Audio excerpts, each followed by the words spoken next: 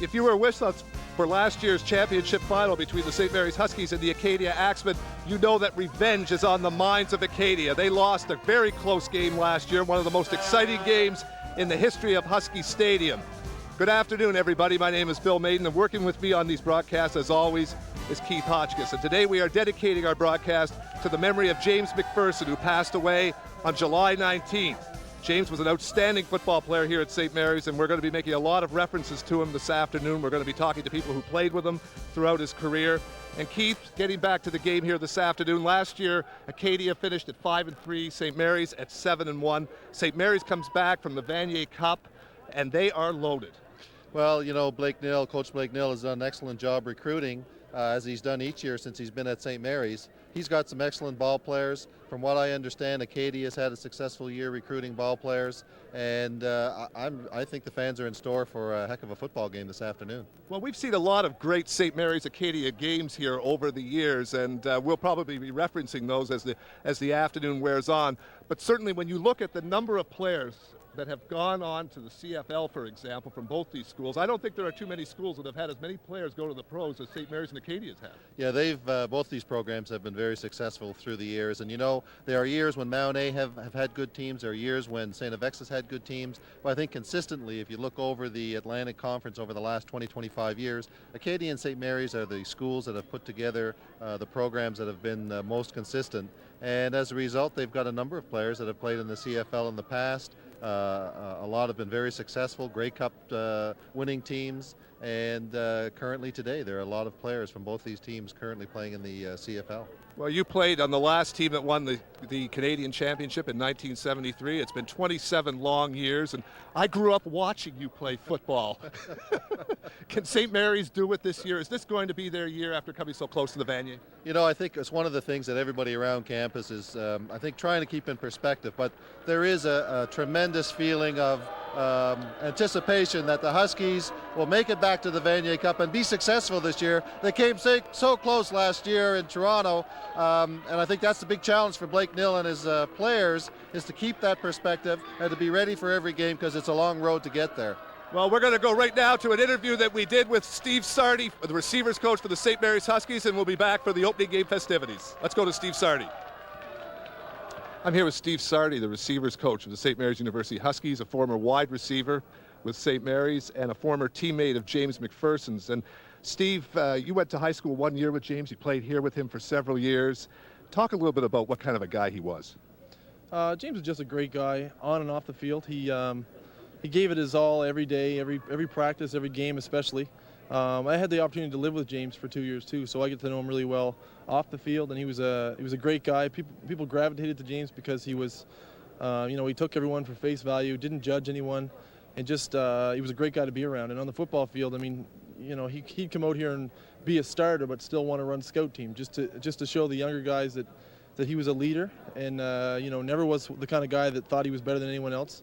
But obviously he was a lot better than a lot of players that have been here, and just a fantastic person. Well, he was a gamer too, wasn't he? I mean, when you needed yards, very often McPherson got the call either for a pass or for a run. He was also a great special teams player. Oh yeah, I mean 100% every time. It didn't matter what the play was, whether you said, James, go down there and lift that bench up. He'd give it all he could every time, and he looked like a football player, like the Dit Fuckus kind of guy with the, he had tape hanging off him and his chin strap half open and blood coming down his face, and that didn't matter to him. He didn't care about that. It was like, I'm here to go to battle, and he'd do it every day, and just gave 100%. It didn't matter if it was a game. I mean, you say he's a gamer, and he was, but what you saw in the games was what we saw every day practicing with that guy, and he just gave it 100% on and off the field. A fantastic guy as well. How did he mature as a player and as a person from high school through to his university career? What was the biggest change that you noticed in him when you look back and you reflect on him? Well, in high school, James was the same. I mean, you tell him to play running back, he'll play running back. He played a bit of slot in high school. Came into St. Mary's really kind of unknown, and he came in actually as a defensive back. And, it was a challenge for James because he didn't really know what he was doing at defensive back, and that was obvious the first couple of, weeks in training camp. And he challenged himself to be better at it, and he became better at it. And then, Sean Mungy got injured one game, and, it's a kind of the, well, who do we go to? And James went in there, and I think he ran for 2 touchdowns and like 300 yards or something crazy. Like he'd be the kind of guy you throw in there, James, do a job for us, and he'd do it 100%. And he played a lot of defensive back here at St. Mary's on occasion when you needed him. Yeah, he did, and he really took the leadership role. Like, your question goes back to how did he mature as a leader, and James is the kind of guy who leads by example. Wasn't a sort of a yell in the locker room kind of guy, but you watch him in the huddle, you watch him on the field, and he just epitomized what you want in a leader on the football field. Let's talk a little bit about the receiving core here. This team is really loaded this year. Ryan Jones has come into his own as a quarterback, and you've got some pretty good receivers with Curry and Tyler, and I mean you're really loaded at that position, aren't you? Yeah, it's a joy to coach those guys day in and day out, because as good as they are, I mean, you point out a couple guys there, but I really look top to bottom. The guys, we've got some third-year guys, and really they're the most senior guys on our whole core. But I mean, you talk right from top to bottom. The guys that are here every week, like the Nick Yaxleys and the Mike McCauley's, and we've got a couple of young kids, Ryan Kelly and Ryan Pedley, actually, who come out and just work hard every day. They learn from the guys like Jay Curry and Paul Fleming and Cartier Shields and the Pat Thibaults, who really busted every day in practice, and they learn every day from those guys. And it's a joy to coach guys like that, because they for one, they respect the coaching staff. If we tell them something, they know it's to make them better, and they really get better from day to day. It's a joy to coach them. And Ryan Jones has certainly matured a lot over the last couple of years. He's got a good offensive line that protects him very well, and certainly that's going to be important this year, is to keep Jones healthy. Absolutely, and Ryan, his first year was kind of thrown to the wolves. He didn't have a whole lot in O-line, and didn't have much as a receiving core, so he was kind of asked to drop back and throw the ball, and every time he was getting beat around. So it's really, you sort of had to, Ryan, you're going to have time in the pocket. You're going to be able to throw that ball, and the receivers are going to catch it. And knowing that you've got guys that are going to go out and make the catch, and you've got a great O-line that gives them lots of time, is a real comfort for us, and also for Ryan to be able to throw that football. Well, good luck this afternoon against Acadia. You're going to have your hands full. This team is going to be hungry after what happened in last year's championship final. They thought they should have gone to the Vanier Cup. Absolutely, and that shows the heart of this football team, but we're really looking forward to the game today, and to show who's the dominant team in the AAA, for sure. Great. Thanks very much to Steve Sardi.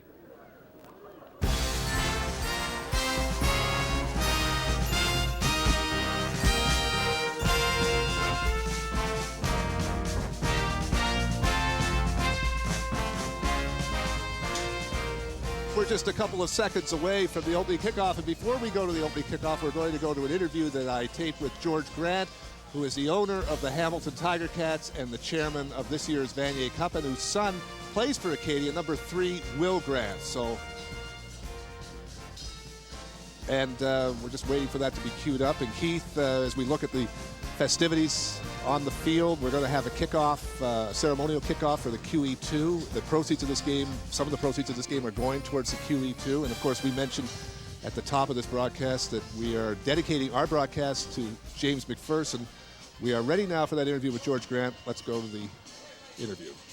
I'm here with George Grant, who is the owner of the Hamilton Tiger Cats and the chairman of this year's Vanier Cup, and whose son plays for Acadia. And George, you were here last year in that championship final. That was some game, and a lot of people feel that Acadia really should have won that game. Yeah, I think that it was really anybody's game to win or lose, and I thought our guys were going to pull it out, so I was kind of disappointed, I must admit. Talk a little bit about the state of the CFL right now. Like, as we were talking there just before we went on camera, that Toronto won last night against Edmonton. That was the problem franchise for a long time this season. You think they've turned themselves around? You think the CFL's in pretty good shape? Well, certainly, to put them in two different perspectives, certainly the CFL is in excellent shape. It's now a profitable institution that continues to grow, has been greatly stabilized. John Torrey and Jeff Giles, who've been running the league, in my opinion, have done just a remarkable job with it to get it to this level. Because, again, we're dependent on the league for a fair amount of our income in terms of dispersals, which is how the profit in the league is turned over to the teams on an equalized basis. Toronto, certainly, I was really pleased to see win last night. Pinball, of course, is a wonderful human being, and I got my fingers crossed that coaching works out for him. But Edmonton's an excellent team, and for Toronto to beat them last night, I'd say that's a very good sign. What about the XFL now? They're, of course, coming on board in February. There's a lot of talk about them rating the CFL and taking the best players. And you guys, I guess, are in facing the prospect of having to work out some kind of agreement with them whereby the players will be able to play for both leagues. Do you see that becoming forthcoming? Well, in terms of the XFL, we have some ongoing dialogue on a very informal basis with them. Our collective bargaining agreement means that our players in the CFL play only for the CFL. So we would have to change that agreement. The XFL has indicated that they're prepared to let their players play in any other league that they want to play in. So we have to consider that as part of our final decision-making process. But at this point, they're playing at a different time of the year. They're playing February through May. We don't start training camp till June.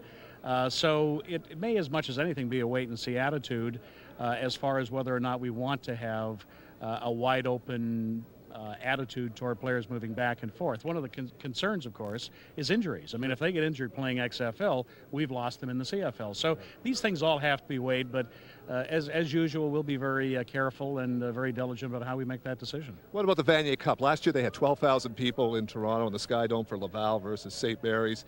The attendance has been declining over the years. I think this has to concern you as the chairman. How do you bring this title game to the point where you had it a few years ago where you had 20 and 30,000 people at a game?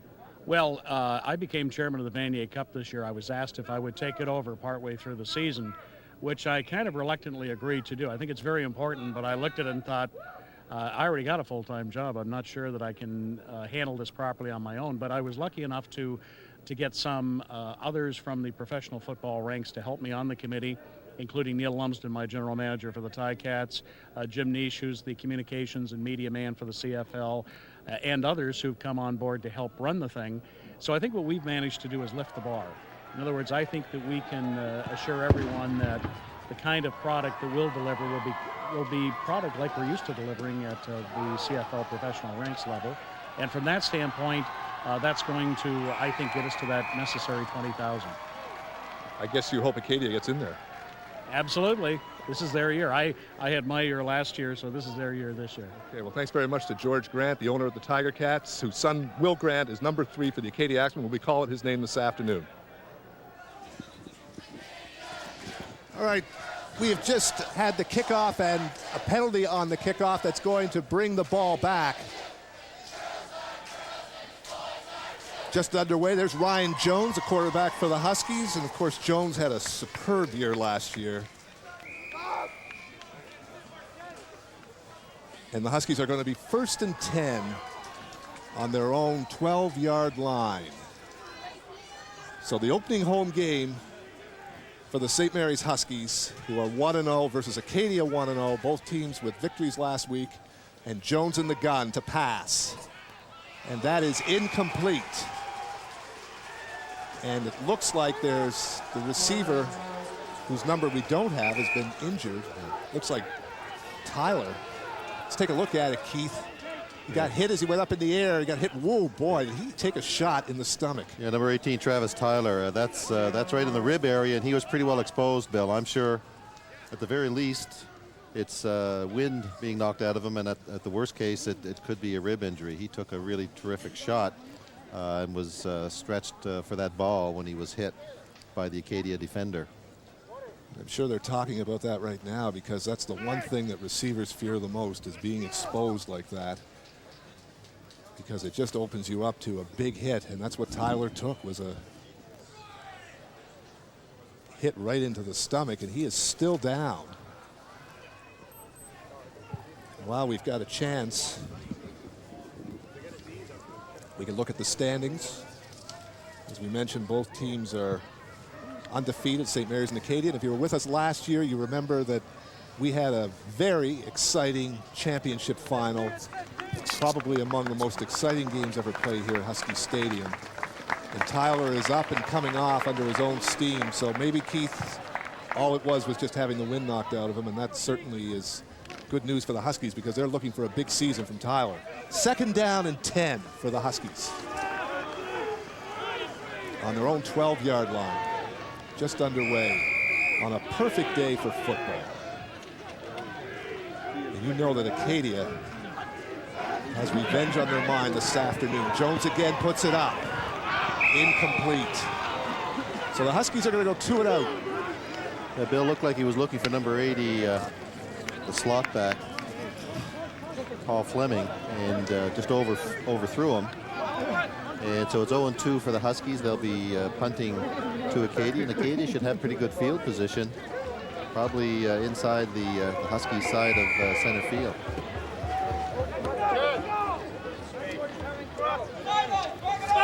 Go! So they will be punting from their own end zone.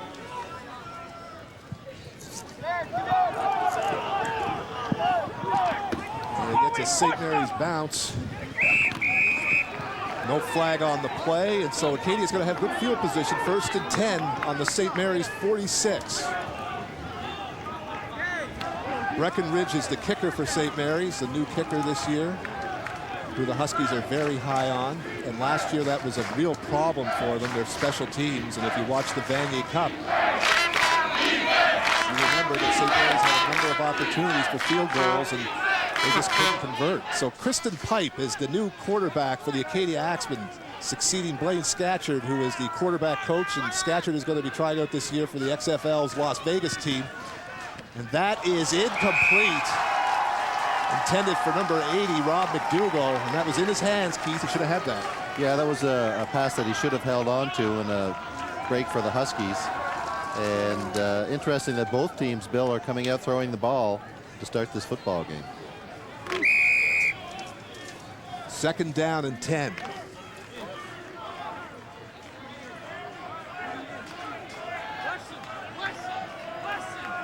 It's Zerba, number 31. And he had a huge game in the championship last year. You remember Zerba and Picot, both of them. Pike looking for Zerba. Zerba was open, but the ball was poorly thrown. So Acadia goes 2 and out.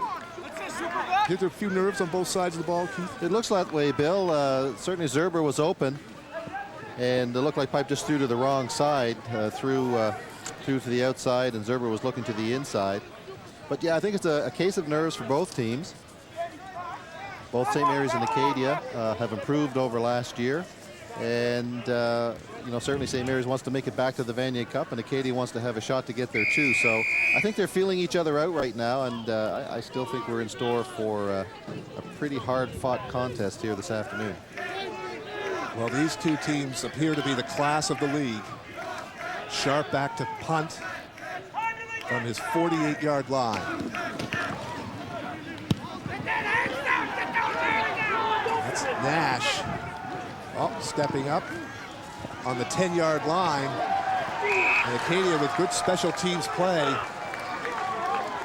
Number 21, Chris Bates, for a negligible return. So St. Mary's will be 1st and 10 on their own 10-yard line. Let's take a look at it again. Good coverage here by Acadia. Well, Acadia's special teams do a good job of containing Curtis Nash, because we all know Curtis can break him open.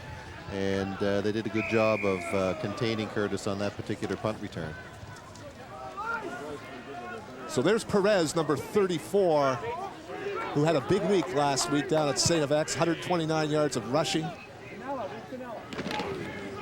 And Perez, nowhere to go.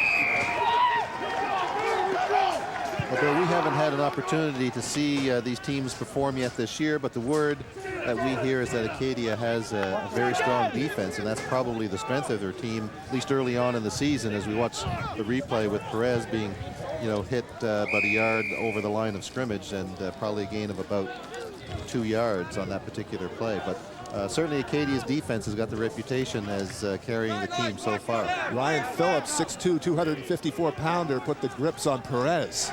Jones in the shotgun, 2nd down and 10.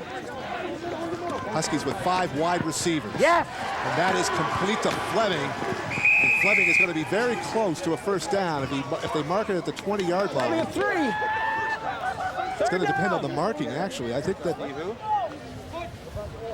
they going to give him the 1st down? No, they're going to be 3rd and short. 3rd and about a yard. Let's take a look at it. Well, on the replay, you can see Fleming coming across the middle to pick up that pass.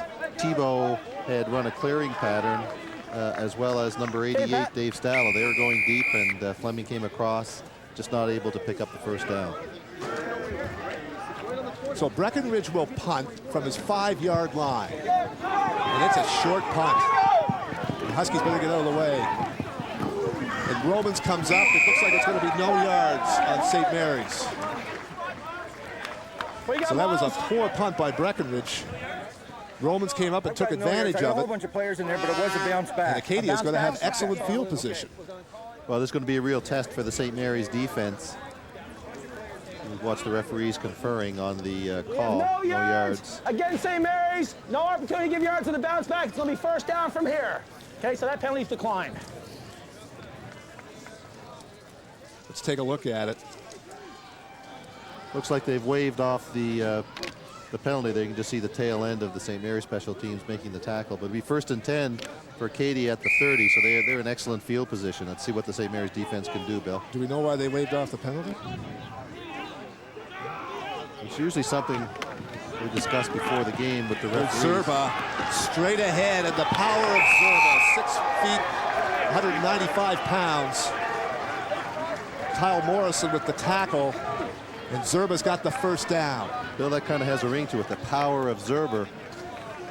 Almost like the mark of Zorro, but he did a great job running up the field and picks up a first down for the Axemen.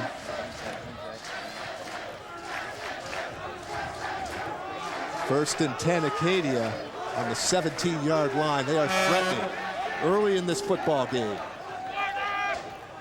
Pipe in the shotgun. And that was intended for Picot, and he couldn't get his hands on it. Oh, Bill, that's a bang-bang play. You know, they do it from a direct snap, and Pipe gets the ball and then quickly releases it. He bobbled it, and I don't really think he got a good pass off, and the timing was just off enough that the Acadia receiver, number 32, Picot, was unable to make the reception. Second down and 10 for Acadia on the 17-yard line. And Pipe stays in the shotgun. Acadia with 5 wide.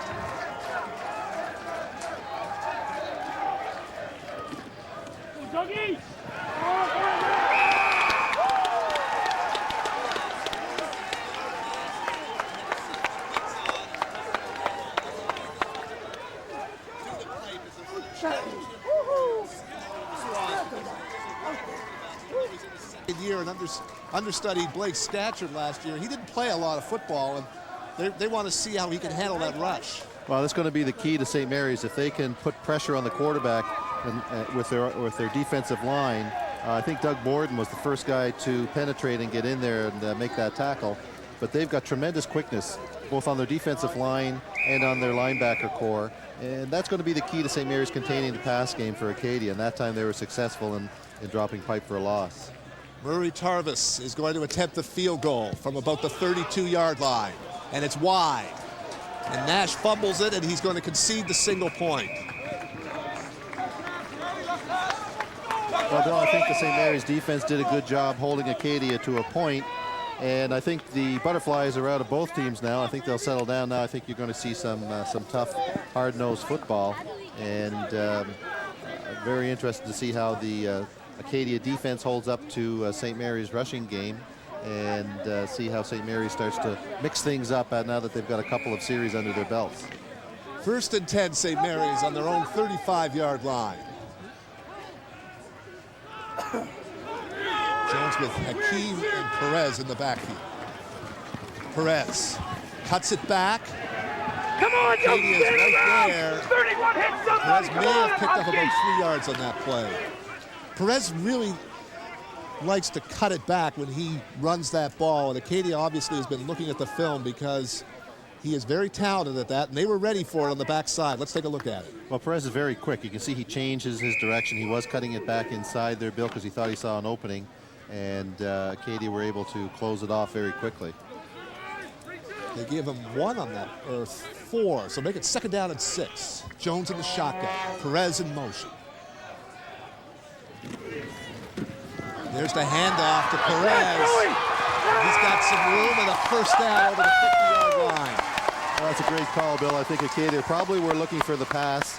They sent Perez in motion, and then he came back and cut up on the counter, and there's a huge hole. Just look at the offensive line, the hole they open up here. The pulling action of that offensive line, and they just did a great job opening up the hole for Luis Perez. That is a big offensive line, averaging about very close to 300 pounds. Salmus, 290. Steve Morley at 310. Charlie Toth at about 340. Jones over the middle. Incomplete. They're looking for Pat Tebow, and probably want Pat like to have back again, because although it was high, he had it in his hands, and Yeah, I think he'd like to have that one back. I think he could have held on to that. 2nd down and 10 for St. Mary's. Bill Maiden with Keith Hotchkiss at Husky Stadium. The defending AUA champions St. Mary's Huskies versus the Acadia Axemen. St. Mary's ranked number 1 in the country. Acadia ranked number 6 coming into this football game. Jones in the shotgun. He's got Perez with him. And Perez slips and falls. Perez tried to cut it back and lost his footing. So the Huskies are going to have to punt it. We mentioned that we are dedicating this broadcast to the memory of James McPherson, and McPherson was number 34 and Perez is number 34. They're dissimilar in running styles, but Perez, a very talented running back, as McPherson was. Breckenridge is going to punt for St. Mary's from his 39-yard line.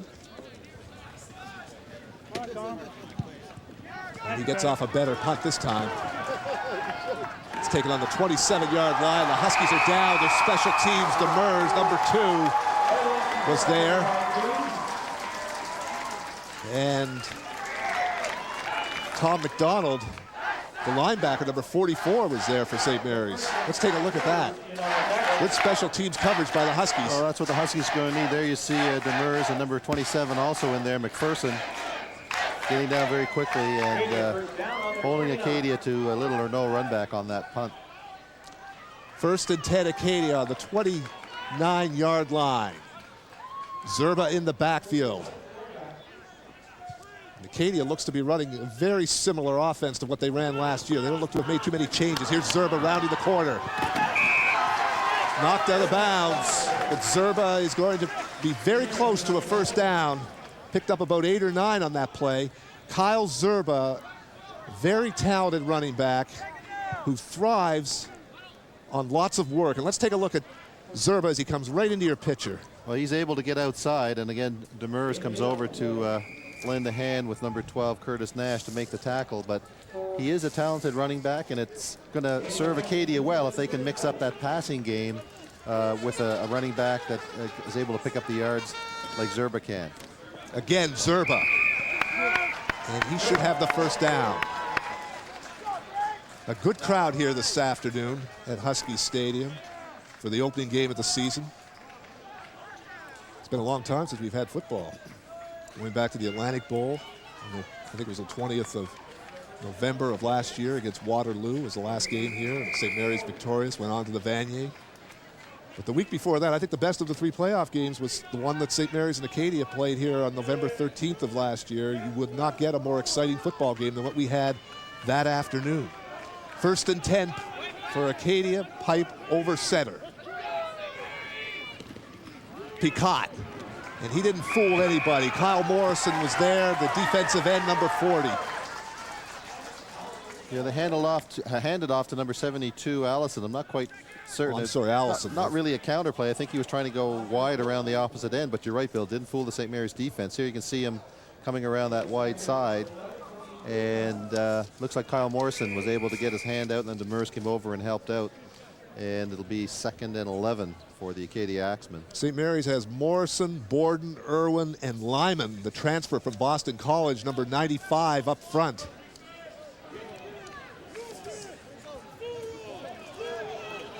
They are quick and big. St. Mary's showing blitz.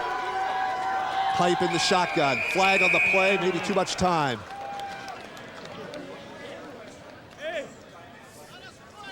I think Acadia took a little time getting that ball off. I think they looked at St. Mary's, and it looked like they were going to come in on a blitz, and they were trying to change plays, and they just didn't get it done fast enough. Well, Keith, this is what I was referring to earlier. Pipe is new to the starting position. He didn't play a lot last year.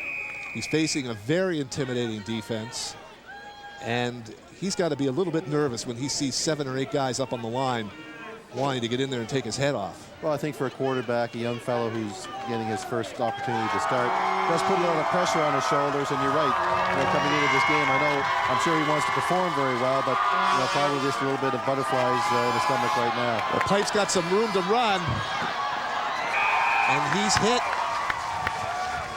but he is going to be short of the first down. Picked up about 5 yards on the play, and some of the Acadia players taking a little bit of exception to the aggressive hit that they put on Pipe. Let's take a look at it. Let's watch Pipe. He did have some room right up here, up the middle. Well, yeah, and he did have a receiver cut across the middle, but he chose to tuck the ball under his arm and run. Takes a pretty good shot there.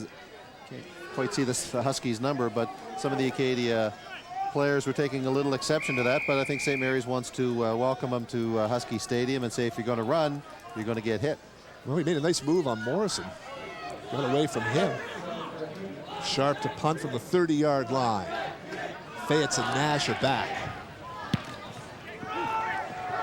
That's a low kick, and Nash is going to take it on the bounce in the 25. Nash,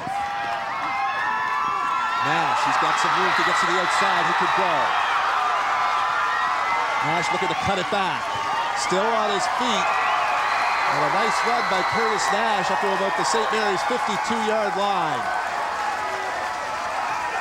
Well, Bill, I'm not sure if we're going to get a chance to see it on the replay, but some good blocks. Though. Yes, the first we will. one you're going to see is from number 21, Chris Fayette's. Going to be in the top of your screen there, and then he gets another block right there. Didn't pick up the number. 27, Mike McPherson, and that allows him to turn the corner, and then it's just his speed and ability to outrun the Acadia defender. So a nice return, but some good blocking to set that up. St. Mary's 1st and 10 on their own 51. Jones looking like he's audibling. Acadia's showing blitz. Play action, Jones looking deep. Goes with the intermediate route, incomplete. Well, I think Jones just spotted Curry at the last minute, threw a nice pass out there, but Curry actually caught it but was out of bounds. But nice effort by Curry pulling that ball in. So it'll be 2nd down and 10 for St. Mary's. Neither team's offense has really been able to get on track so far in this first quarter. We got 4:54 to go. And Acadia leads at 1-0 on a missed field goal, and Jones is in the gun. Jones looking over the middle, complete. That's Tebow, and Tebow will have a 1st down and a gain of about 13 yards, 12 yards on that play. Well, Bill, the offensive line did a great job giving Ryan Jones lots of time. There you can see Charlie Toth and pass to Tebow. And I think he wanted to kind of cut around and turn it upfield, but unfortunately he just lost his balance when he was trying to evade that Acadia defender. But a big 1st down for St. Mary's. That was poor tackling by Kareem Grant, the linebacker, number 42. Jones again. That's not going to go anywhere. And that's Stala who took the hit. It's a gain of about 1, so it's going to be 2nd down and 9. Let's take a look at a quick hitter. Not a very well thrown ball. Not a good thrown ball behind Stala, but he did a good job going up and pulling it in, knowing that he was going to get a stick after he made the catch, and picks up 2 or 3 yards for the Huskies in the 2nd down. The receivers are having a few words with Ryan Jones. Jones in the shotgun. St. Mary's with 5 wide. And that is complete. Curry? Tyler.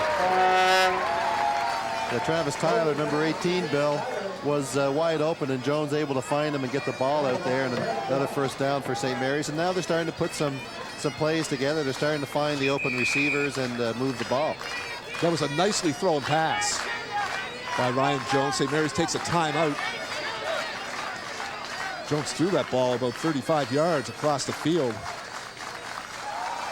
Well, Bill, you've heard of Don Cherry's Coach's Corner, and earlier this week in the St. Mary's Dockside Cafeteria, Freddie Volz was holding Freddie's Coach's Corner, and Freddie was pontificating about the upcoming season for the Huskies, and he'd seen them play the exhibition game at Mount A. He's been watching them practice, and says they're a much better team than last year. And in fact, in Freddie's opinion, the Huskies are 20% better than they were last year.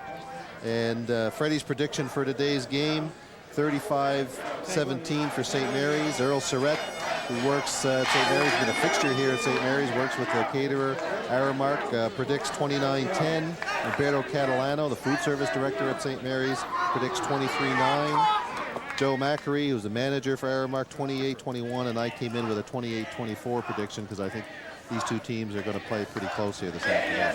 You did your homework. I did my homework. I was getting opinions, trying to get the pulse of the campus, Bill. And how is it beating? Quickly or slowly? It's beating quickly, believe me. A lot of excitement, though, on campus, not just for the football Huskies, the soccer Huskies, both the men's and women's teams are in first place. The hockey Huskies look strong, as do the basketball team, so a lot of excitement on campus this year. 1st and 10, St. Mary's on the 30-yard line. Jones in the gun. Fakes to McPherson. On the roll, that's complete. And that is going to be close to a first down. Well, good play action there. The fake to 22 Jones. Then he finds Fleming. So, as I say, St. Mary's now starting to exploit that pass secondary of Acadia's. And they're inside the 20-yard line. So this is where it starts to get tough, though, to bring that ball the rest of the way and cross that goal line. So the Huskies are 1st and 10 on the 16-yard line. Still in the first quarter, 3:09 to go. And we got a false start. Question is, who drew who offside?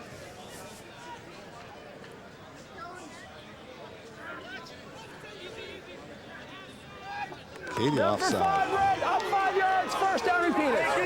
They can't believe it. So that's going to give the St. Mary's team 1st and 5. Yeah, Bill, as my eyes kind of went back over to the play, I just saw Ryan Jones take a step back. I thought he was going to call a timeout, and then I saw offensive lineman make his move, but I guess Acadia had moved prior to that, then Jones was the first one to spot it. And so that works out well for the Huskies, 1st and 5. And it brings the ball up to about the 11-yard line. So the Huskies knocking on the door. Here's the pitch. That's Dean Jones with his first carry of the afternoon, and he gets it to about the 5-yard line. Yeah, number 8, Matt Green for Acadia making the tackle. But yeah, that's the first time Jones has had his hands on the ball. And, you know, he's another exciting running back as we watch the replay. Just a quick pitch to Jones. He's going out around the left end. You see Hakeem up there leading the blocking. And then he's just powering his way through the Acadia defenders and picks up the first down. Huskies are very deep at running back. You've seen Perez, now you've seen Jones. Hakeem made a beautiful seal block on that play. And the Huskies are going to be first, well, they're going to measure. They're going to measure right now. And Ryan Jones comes over and has a chat with assistant coach. Find out what the next play will be. And I imagine that will be dependent on whether or not the Huskies get that first down. It'll be 1st and goal if they get the first down. Well, Bill, maybe we can mention that the alumni and friends are invited to join the Alumni Association for homecoming weekend festivities on Friday, October 13th through to October 15th. Everyone's invited to an opening reception on Friday the 13th beginning at 8 p.m. And homecoming weekend is jam-packed with luncheons, campus tours, alumni basketball game, receptions, fun run for the kiddies, homecoming football game, and much more. Anybody interested in purchasing tickets or getting more information can call the alumni office at 420-5420. Huskies 1st and goal on the 5.5. And Jones and Hakeem are behind Ryan Jones. Ryan Jones takes it up the middle, and that is a dangerous play. Looked like it was going to be an option play, but I don't think you want Ryan Jones carrying the ball too much. Yeah, I'd like to see the replay because I was watching him going out. I could see the ball was fully exposed. And I'm not sure if as was Jones. Tuck it in. I don't know if one of the backs missed his assignment, but I think the idea is to fake that you're going to hand it off to the running back and then keep the ball and go around the end. And that time it didn't fool Acadia. Well, it also exposes Jones. 2nd down and goal. 1:47 to go in this first quarter. Jones, a little play action over the middle. Intended for Tebow. He couldn't hang on to it. He got one hand on it. And in fairness to Tebow, he would have had to make a superb catch. Yeah, the ball, to hold that one in. The ball was behind him, and he was being guarded by number 3, Will Grant. And Grant got his hand on it as well. So Tebow really didn't get a chance to kind of pop it back. And because if he had been able to get that left hand on it and bring it around, he might have still been able to catch the ball. But Grant made a nice play diving to knock it away. Huskies are going to go for it. Well, Jones is going to come over and talk about it. And of course, Will Grant is the son of George Grant, who was a guest on our pregame show. George Grant is the president of the Hamilton Tiger Cats and the chairman of this year's Vanier Cup. Well, as you know, the Tiger Cats are playing this afternoon, and I asked George Grant if he had divided loyalties, but he kind of put it in perspective and said, you know, my son may only have 3 or 4 more games that I'll be able to watch him play, so the decision was really quite easy for him to come down here and watch his son play. And he's got a little handheld television set that he says he'll be able to put on and watch the Tiger Cats. Their game was starting about an hour after the start of this game, so I guess around 3 o'clock our time, the Tiger Cats will be taking on the Winnipeg Blue Bombers in Hamilton. Well, he's been down here before, George Grant. He comes down to Halifax every time Acadia's in town. And his son made a very nice play on that last play, getting a hand on that ball, keeping it away from Tebow, and maybe saving 6 points. We'll find out. The Huskies are going to be 3rd and goal on the 3. Just a super day for a football game here at Husky Stadium. 17 degrees. Doesn't look to be a lot of wind, very little wind, as a matter of fact. The flags are not moving at all. So here we go, the St. Mary's Huskies with their first real challenge offensively this afternoon. 3rd and goal. Jones. And that is complete to Curry, and the Huskies have the touchdown on a nice pass by Ryan Jones. And Keith, as long as Jones has that protection and he can throw the ball as well as he does, he really doesn't have to run. Yeah, that's a hard pass to defend against. If the timing is there and the players all execute. Here it is. You can see Curry makes his bend. He kind of goes to throw a block. He's got some distance between him and the defender. And Ryan Jones' job is to get the ball on the outside, which he does. And at that point, it's game over and a Husky touchdown.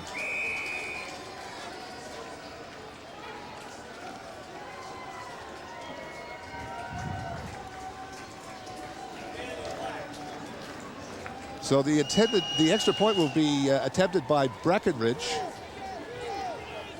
And he will attempt to make it 7-1. Kick is up. And it is good. So the Huskies lead at 7-1. A nice drive by the St. Mary's team. They moved the ball well. Combination of some running and some very good passing by Ryan Jones. A couple of young fans, Bill, enjoying the game. Yeah, St. Mary's on this drive were able to put some plays together. They had the first 2 series were 0-2s and kicking the ball back. I think the defense holding Acadia when Acadia started the ball at the 30-yard line was probably a momentum swing for the Huskies. And Jones was able to start finding his receivers. He mixed in a few running plays and really capped it off with a nice pass to Curry for the touchdown. You know, one of the things, Bill, in talking with George Grant before the game, mentioned to him that I was an Ottawa boy and how we used to go out and watch the Rough Riders and the Tiger Cats back in the 60s. And, you know, he was, I don't know if he was assuring me, but he says it's still a pretty good chance that Ottawa will be back in the CFL next year, which would be great to see the 9th team, and they hope to have a 10th team within a year or 2 after that. And Halifax was one of the cities that he named. Halifax, Windsor, and Quebec City is one of the 3 cities that the CFL would like to expand to bring it up to a 10-team league. Breckenridge will kick it off. Black and Crockett are back for Acadia. And this is Crockett on the 12. Crockett still on his feet, over the 30 with a nice run.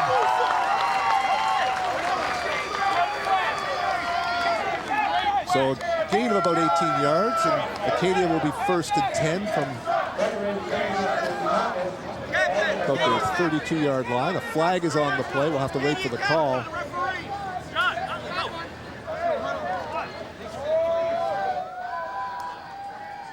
Looks like it's against St. Mary's. That's Zerbo over there talking to the officials. and they are going to get St. Mary's to kick it over again. Illegal procedure against the Huskies. They'll have to kick it off from their own 40-yard line. So Mount A is ahead of St. X 9-0 in the first quarter.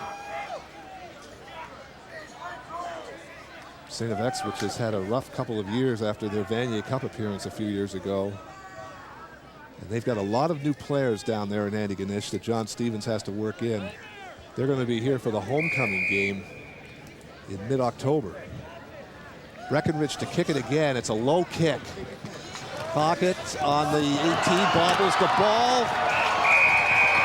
And good coverage by Fayetz.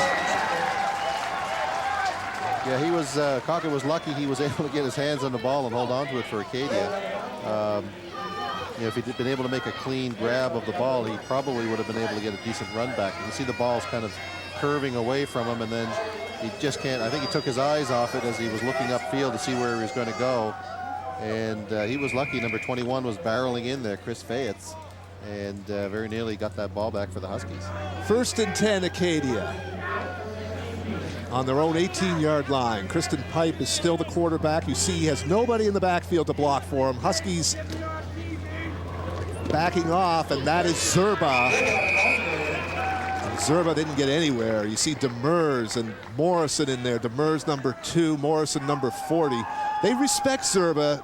They respect the fact that he is a tough running back, and they are going to put a body on him every time he carries that ball, because in last year's championship game, he had an outstanding game. It's a penalty against the Huskies. The face mask penalty, Bill, is 15 yards, so the big break for Acadia to get the ball away from their goalposts. That's going to bring it up to the 36-yard line. But Zerba and Picot, both those guys, Picot number 32 in your picture, they had a field day against the Husky defense in the championship game last year. You know that the Huskies are cognizant of that, and they're not going to let those guys get away. Zerba is the only one back to help out with the blocking. That is complete to McDougall, and that's going to be a gain of about 5. That was a quick pass, Bill. Acadia able to make the reception, pick up about 5 yards, but Acadia really hasn't gone downfield yet, and I suspect they're trying to set that up with these running plays and with these short passes. I think sooner or later you're going to see Pipe try to air one out. This will be the last play of the first quarter. Huskies lead at 7-1. Pipe. Yeah. Complete. Oh, that's a fumble, and that's going to be a touchdown, and they're calling it back. They're calling it back. I don't know why they're calling it back. I thought he had possession, but he's hurt. Number 72, Nick Comley, Bill, took a tremendous hit from Kyle Morrison, and they did blow the whistle, and I could see the referee was waving the play down, but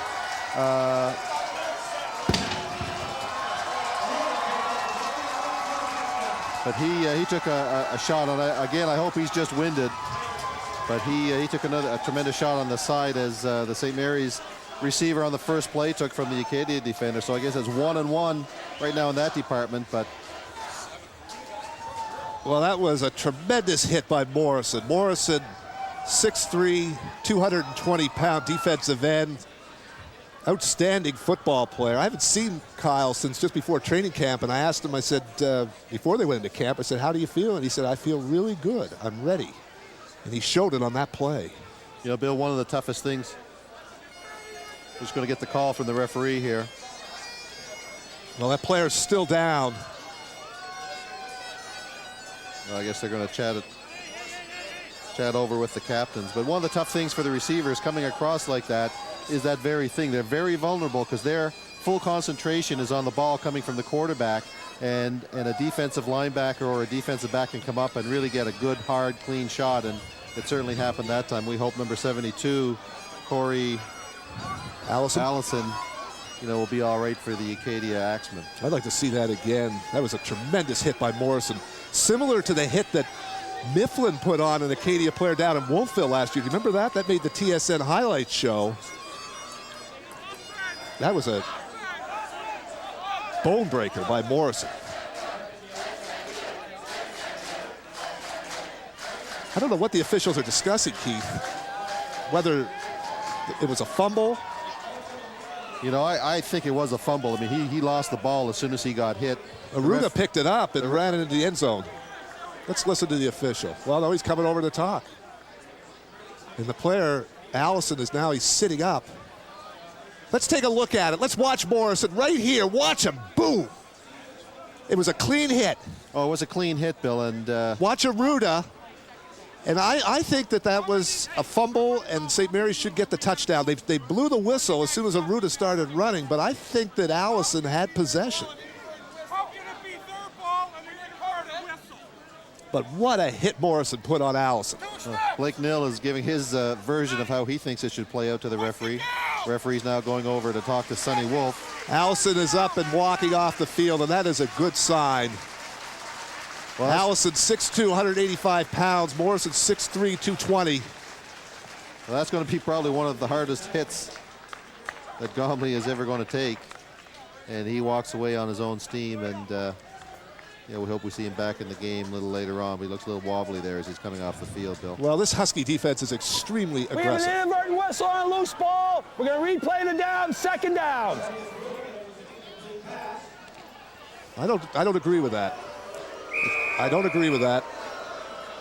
I think that Allison had possession.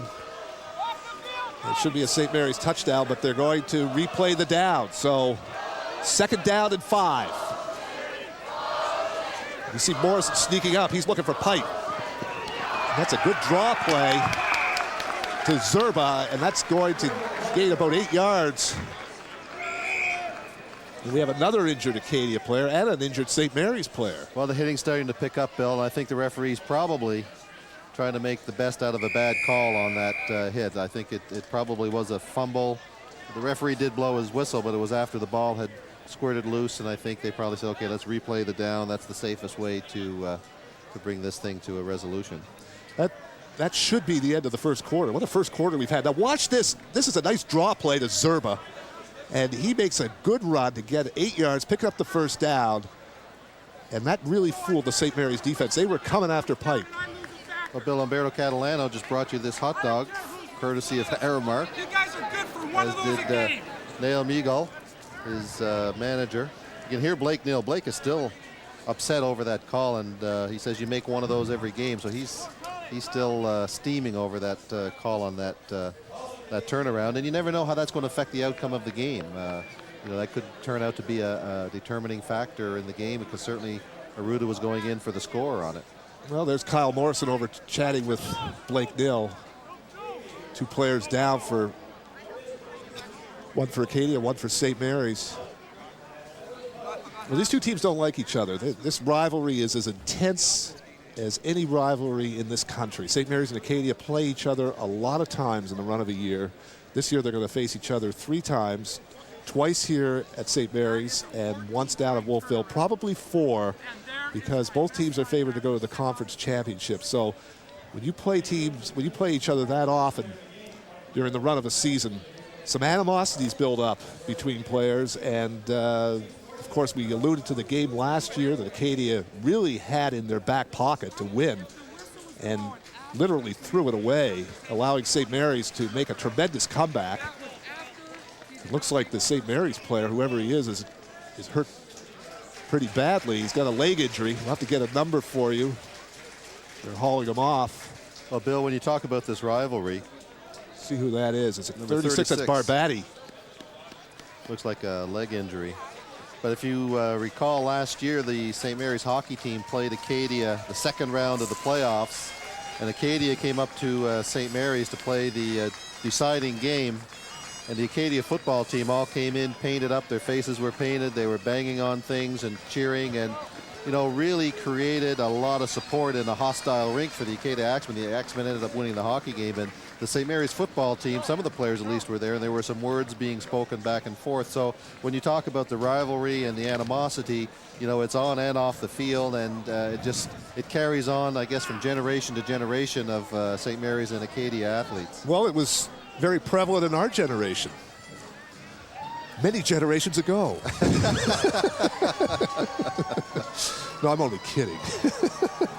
It was only a couple of years ago. You're only as old as you feel. Isn't that the saying? Yeah. Well, that's why I say it was only a couple of years ago. 1st and 10 for Acadia. And we get underway with the first play of the second quarter. The Huskies lead at 7-1. We hope you're enjoying this football game. It's been a hard-hitting one so far. Here's the pitch to Zerba. Zerba rounding the corner, breaks a tackle, still on his feet, and he's going to get about 15, 16 yards of that play. Tackled by Nash. And there's the talent of Kyle Zerba. He reminds me a lot of Jim Taylor of the old Green Bay Packers. Remember the old end around that those guys used to do, Horning and Jim Taylor? Good job, Andre! He is a very talented, powerful running back, and he breaks tackles. Zerba, 6 feet, 195 pounds. I think one of the things Acadia is trying to exploit is St. Mary's defense, because those 4 defensive linemen are just so quick that they can put a lot of pressure on that passing game. And I think with the young quarterback, Sonny Wolf has said, hey, let's see if we can keep this ball and be successful on the ground, and so far they have. Well, this is a predominantly passing team. Here's Zerba again, and he's stopped at the line. Borden is there, Demers is there. Lyman, number 95, the transfer from Boston College, 6'3", 240 pounds, played 3 years at Boston College, then injured his knee, sat out, and transferred up to St. Mary's. Well, and you've got 47 Mark Irwin, you know, who's a stalwart on the defensive line as well. I think it's going to be hard for Acadia to exploit those quick hitting plays up the middle, but certainly they're having some success going wide, and we'll be interested to see if they're going to throw the ball to number 1, Cockett. He was one of their favorite receivers last year. They haven't gone to him yet today, but I think they're trying to exploit that outside running game, and until St. Mary's is able to adjust, I think we're going to continue to see Acadia running that ball. 1st and 10, Acadia. They are on the move. Pike in the gun to pass. Looking deep for Cockett. And Labuki was there with the tip. An excellent play by Josh Labuki, number 16, for the St. Mary's Huskies. He was going down stride for stride with Andre Cockett for Acadia. Let's look at it. Watch Labuki. They're running down the sideline. He turns around and just manages to get his hand on the ball. Otherwise, Cockett makes a big reception. And I think we mentioned earlier that Acadia had been going on those short passes, and that's the first time they've really aired it out and gone deep. Good play by Josh Labuki. 2nd down and 10. Labuki probably the fastest of the St. Mary's Huskies. It's been clocked at 4.3 for the 40. High snap. Pipe brings it down, looking for Zerba. And the catch is made, but I don't know if he's got enough for the first down. It's going to be close. Nash knocked him out of bounds. Let's take a look at it. Well, I'll tell you, Zerba made a nice catch. Yeah. It looks like it bounced off his knee and into his arms. The flag on the play, though, and they're bringing the ball back. Holding against Acadia. And that can kill a drive very quickly. So it's going to be 2nd down and about 15 yards. Ball is on the St. Mary's 48-yard line. And that's going to force Acadia to put it in the air. You see Pipe in the shotgun. He has no backs to block for him. Huskies not showing blitz. They're going to rush 3. Acadia with 5 wide. Now Pipe looking to run, and he's brought down by Borden. Nice tackle by Doug Borden. Borden, of course, 6'4", about 310 pounds, and probably the biggest, strongest player in this league. As a matter of fact, Borden played in the senior football league. Remember Keith a few years ago when he came out of Dartmouth High several years ago? Yeah, he's a very talented defensive lineman, and you know, for a lot of people, when you hear somebody that's that size, it's hard to imagine that a person can be quick and fast, but Doug Borden certainly is both and made a good play in bringing down Pipe that particular time. So Sharp is going to punt it from his own 50. Nash and Fayetz are back at about their own goal line. Sharp gets a nice kick. Beautiful spiral. That's taken on the 2 by Fayetz. Fayetz. And he's brought down by Kareem Grant.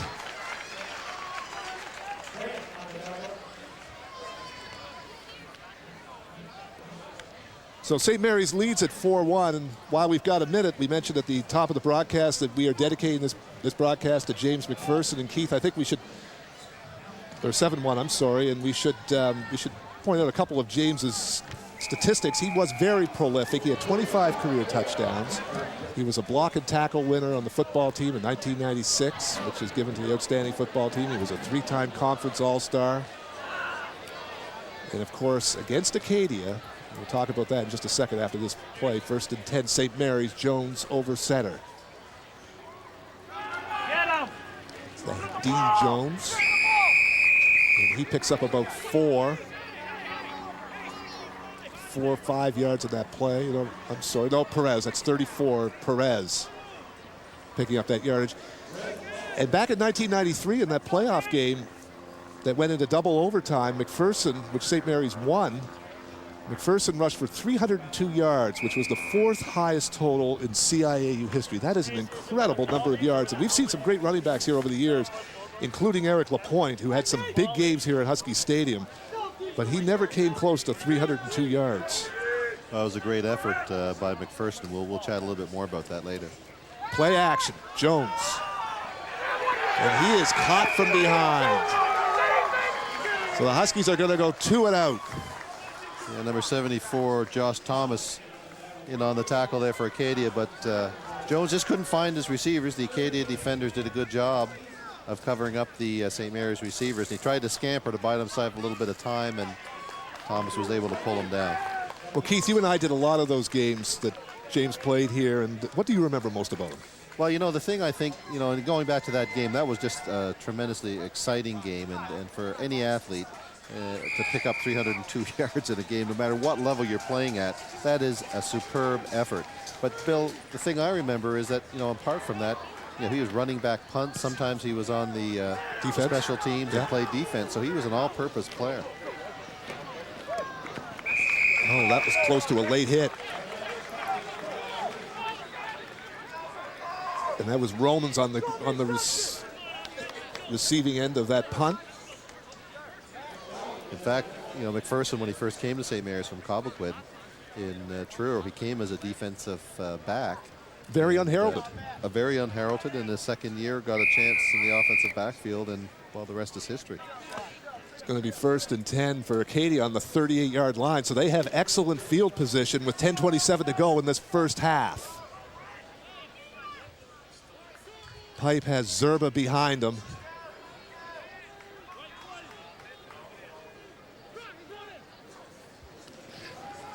To pass. Little screen to Zerba. He's got some room and some blocking, and there goes Zerba, powering his way inside the 20. That was a great call by Acadia. They're taking advantage of the St. Mary's defensive line and linebacking crew's quickness, and looking for that pass and just setting up that little screen to Zerba. He turns it upfield. He's got a lot of space in between him and the D-backs. What sets that play up after he makes the catch is the fact that Acadia sent their receivers deep and have taken the defensive backs with them. So it takes a little while for them to react. So great call by the Acadia offense. You know, we haven't seen Picott too much here this afternoon so far. Number 32, he just went out of your picture. He can catch the ball. Well, Acadia's got some players on offense, so this is not going to be a walkover by any stretch of the imagination. Pipe in the shotgun. He's got 5 wide. Over the middle, complete. And that's number 14 for Acadia. It was Michael Brimacombe, who was in his 3rd year. Well, they've obviously got a lot of those pass plays, Bill, where they've got their receivers coming across the middle. They're clearing out zones, and they obviously feel that they can exploit that interior about 7-8 yards inside or down from the line of scrimmage, and it's been pretty effective. The players have been open and have been making the receptions for Acadia.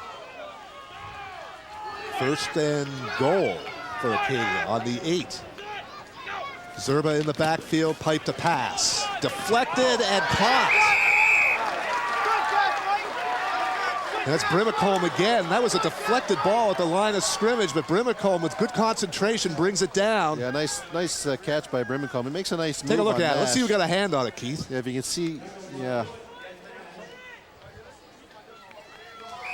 No, I don't think anybody got a hand on it. I just think it kind of left his hand awkwardly. It was kind of a lame duck ball, but Brimacombe made a nice move on Nash, and Nash reacted to make the tackle, but Katie are knocking on the door at the 2-yard line, Bill. 2nd and goal.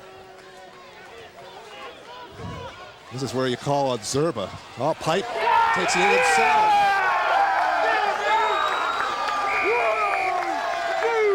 So that makes it a 7-all ball game. And Sharp is going to come on and try the extra point to put Acadia ahead. That was a nice drive by Acadia, especially when they got knocked back on that holding call.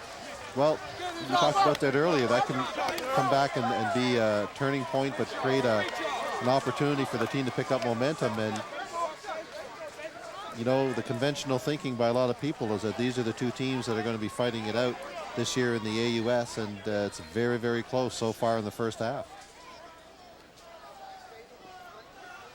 Well, credit Kyle Zerba with doing the bulk of the work on that drive, and Brimacombe with a couple of nice catches.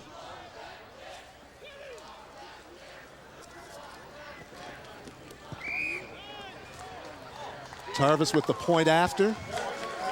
And it's 8-7 for Acadia.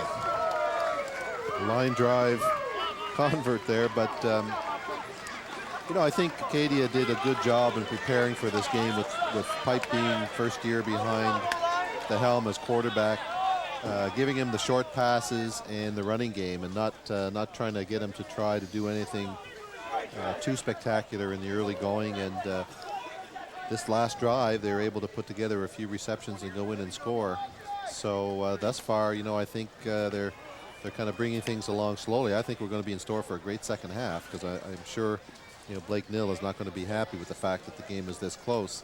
So, you know, still a lot of football left, and with an 8-7 score, it's certainly reflective of just a tough, hard-fought game thus far in the first half. Well, Acadia came down here obviously with revenge on their mind. And these 2 teams are capable of playing very exciting football, as we saw last year in the conference championship. Tarvis will kick it off. It's a low kick. Picked up by Fayetz on the 20. Fayetz cuts it back up to the 30-yard line. So St. Mary's will be 1st and 10 from their own 30. Yeah, Bill, usually on the kickoffs and the punt plays, you know, the receiving team tries to set up a wall, and you can either go outside left or right. In this case, it looked like he was trying to cut it back up in the middle. And it just kind of fell apart there. He's trying to find his blockers, and, you know, just wasn't able to get it going. That was Josh Thomas, 6'3", 254-pound defensive end, who got hold of Fayett's shirt. 1st and 10, St. Mary's. Jones in the gun. Jones. And that is incomplete. Intended for Jay Curry. And it'll be 2nd down and 10. Well, that's a nice pass if he can make the reception. And a good hard throw by Jones. Unfortunately, just a little bit out of the reach of Curry. And right on the sideline, he wasn't able to keep his balance and stay in bounds and make the catch. 2nd down and 10. And Jones again in the shotgun, nobody to block. So Huskies will send 5 wide.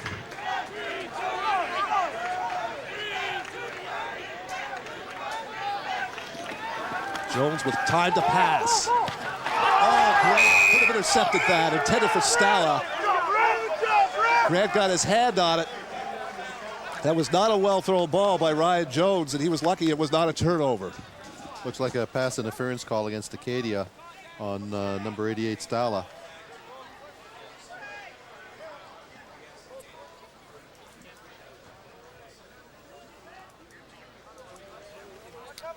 Illegal contact. Number 29 red, up 10 yards, will be a first down.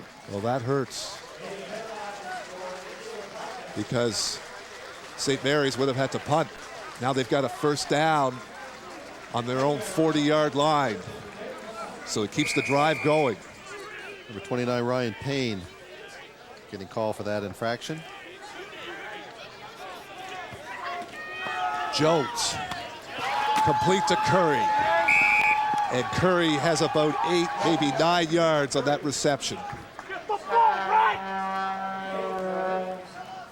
St. Mary's looking for those quick outs now, Bill, and seeing if they can get a little bit of momentum, get another first down, and then keep the drive alive. Well, that's where penalties will hurt you, because the Huskies would have had to punt. And now they're driving. First and 10, or second rather, and 1 on their own 49-yard line. And Jones is going to come over and talk about it.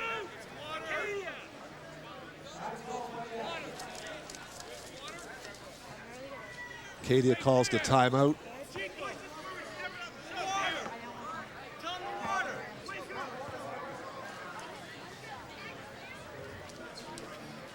You know, I think we were talking a little bit earlier about James McPherson. My memory of McPherson as a player, having seen him here at St. Mary's over his career, was a guy who, when he put that helmet on, he came to play. He was everybody talks about the fact that James was not a loud guy. He was a very quiet guy. He was a very modest guy. But there was just something about McPherson that when he was on the field, you knew who was in charge. You knew that he belonged there. He had a confidence on the football field that you really can't describe, but you know it's there. And that's the leadership that he emanated. And so many times on special teams in the defensive backfield. We had a memorable game here when Aubrey Cummings caught a ball on him in overtime. I don't think James would want to remember this too fondly. And McPherson had to come over on the coverage, you remember, and he was just a little bit late, and Acadia ended up winning the game. You know, Bill, it's plays like that you remember. You know, game-winning plays, and I can remember was down in the north end zone. That's right. Here. It was in the north end zone. And yeah. McPherson came over to help out and cover, and was just a little bit late getting there, but had played two ways for that whole game, and again, you know, just quietly went about doing whatever needed to be done to help the football team. And so he was a tremendous football player, but he was also a tremendous individual as well. Well, Acadia held on that 2nd and 1. And now it's going to be 3rd down and 1. So the Acadia defense coming up big on that play. Stopping Hakeem. Brimacombe will punt from his own 35-yard line. And he gets a good punt off. That's Romans. And Romans is brought down on the 20-yard line immediately by Demers. Matthew Demers was in there very, very quickly, along with number 45, Pierre-Paul Hewitt. The middle linebacker. The special teams for St. Mary's certainly doing a terrific job, led by Matthew Demers. But Acadia's defense certainly living up to their reputation, Bill. They're playing it very tough against a talented St. Mary's offensive team. Well, it looked like St. Mary's was going to drive again after that penalty, and Acadia shut them down. So it's 1st and 10 for Acadia on the 20-yard line. Zerba in the backfield. Acadia with 4 wide. St. Mary's shows blitz. Here's Zerba. Zerba cuts it outside, makes a nice move. Still on his feet, and leaves about 3 or 4 Huskies in his wake. And he's got a first down and a lot more. Well, that's one of the things that the coaching staff for St. Mary's is going to have to work on at halftime, is that outside running play. It is just a pitch, and it's working continually for Acadia. You can see they're pulling their guard, and he's doing a good job pushing Kyle Morrison out of the way. And then Zerba just takes over and keeps those legs going, and there's the power of Zerba right there as he turns the corner and outruns a couple of St. Mary's defenders. Well, Zerba was a concern to the coaching staff, and specifically his outside speed. And this is what Blake Mill was concerned about with the speed of the linebackers, whether they'd be able to contend with Zerba. So far, Zerba's doing the job. Here's Picot. And he's brought down by Demers. Picked up about 3 yards, and that's his first catch of the afternoon.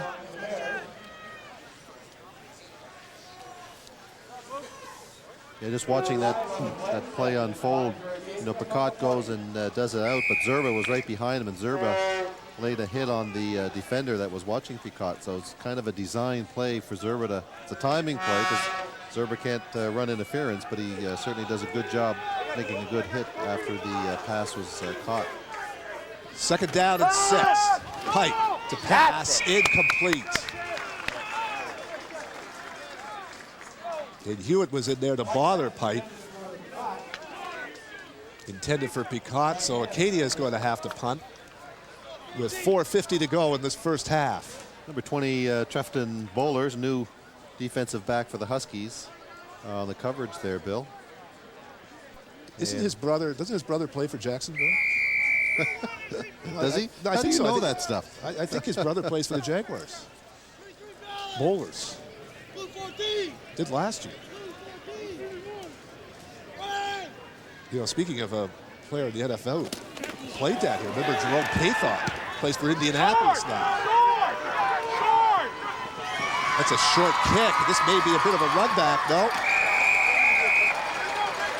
St. Mary's, there's a flag on the play, so that may be no yards. Well, Bowlers caught the ball. He wasn't the intended running back for St. Mary's, but the ball was snapped poorly, and the punter kind of rushed his kick, and Bowlers ended up making the reception. There you can see he's No yards. at the time. Number 44. But there's no yards call on top of that. Up 15 yards from the point of foul, first down. And they're giving, adding 15 yards onto that play, Bill. So St. Mary's is going to have great field position for their first down. They are going to be inside the Acadia 50-yard line with 4:25 to go in this first half. Bill Maiden with Keith Hotchkiss, Ryan Jones at quarterback. He's got Perez behind him. Perez straight ahead to the 40. It's going to be just shy of the first down. Perez has been relatively quiet this first half. Thing about Perez is you see him come through the hole. Nice hole by the offensive line. He spins, keeps his balance. He has great feet, Perez, doesn't he? I was just going to say he's got quick feet, and he's got good balance, and he never gives you his whole body to hit at. You're always getting a piece of him. That's what makes him so great. And that's what enables him to survive. Straight ahead, that's Perez again, and Perez breaking tackles. Well, so good job by the offensive line, Bill, in particular Salmus. You'd be able to see the work of the offensive line if we get the replay, but they really just powered their way over the Acadia defensive line and let's watch made that play. There's Charlie Salmus on the left of your screen. Watch Perez break out. And then Perez just sneaks through, and he's got a little opening and picks up enough for the first down.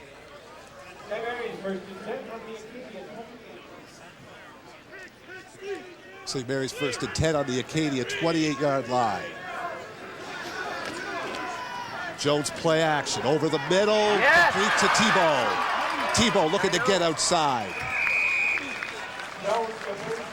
And Tebow will have enough for the first down. The Huskies keeping the sticks moving.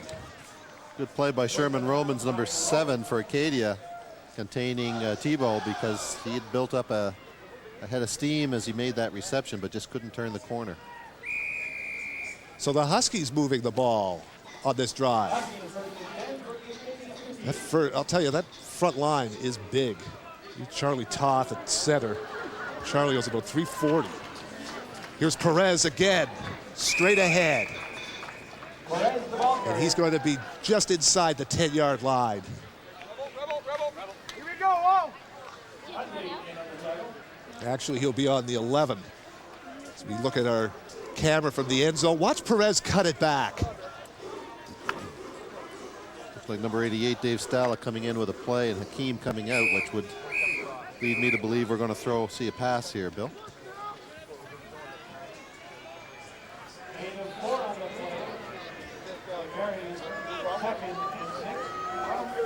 Second down and 6 from the 11-yard line. And if you're just joining us, you are watching live Atlantic University's football on Eastlink Community Television. Bill Maiden with Keith Hotchkiss, and the Huskies are driving.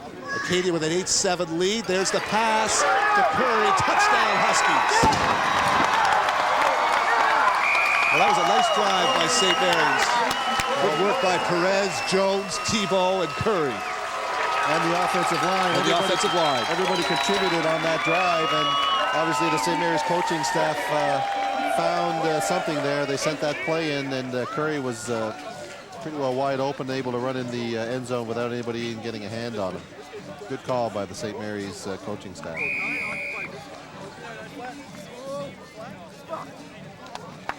So the Huskies go up, and Brimacombe is going to come on for the point after. Try and make it a 14-8 football game for St. Mary's with 2:41 to go in this first half. And the kick is good. So both teams showing some offense here in this second quarter. They were a little slow getting going in the first quarter. And there you get a look at Husky Stadium. A good crowd here this afternoon on the second day of autumn. Temperature about 15 degrees. Almost negligible wind. A lot of people around campus watching this game on Eastlink Community Television. It's on over in the tower. I think the Goresbrooks probably got it on, and the high-rise 1.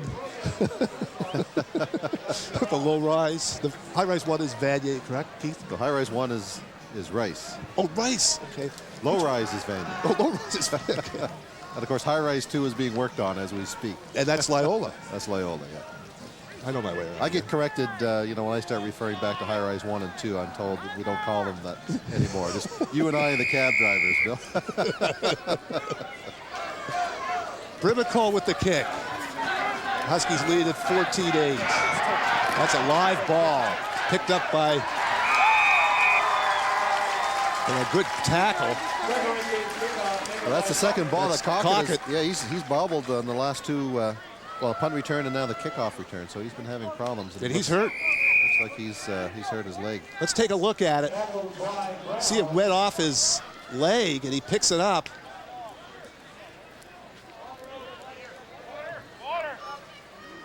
He was hit by number 56 for St. Mary's, Anthony Brown, the middle linebacker. It looks like he was banged into the turf. He may have a hip injury. Didn't look like he was hit in such a way that he would get an injury, but we'll be interested to see how long he stays down.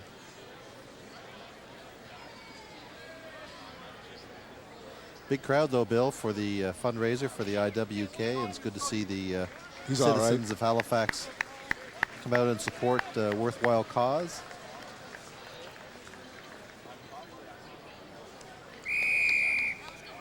So Acadia will be 1st and 10 on their own 21-yard line. They trail 14-8 with 2:38 to go in this first half. Kristen Pipe has gone the distance for Acadia quarterback, replacing Blaine Scatchard. Zerba. Oh, Zerba, nowhere to go there. Kyle Morrison was there, number 40. Well, they have to keep the St. Mary's defense honest, but certainly. Eric Lyman, the transfer from Boston College, number 95. Zerba hasn't been effective going up the middle. He's certainly had success going outside. St. Mary's defense. There you see Borden. Here's Hewitt, number 45, the middle linebacker. Borden, 6'4", 310 pounds. Irwin, 6'7", 280, number 47. Lyman, 6'3", 240. And Pipe to pass. Now Pipe wants to run. And thankfully for Pipe, he had a soft landing.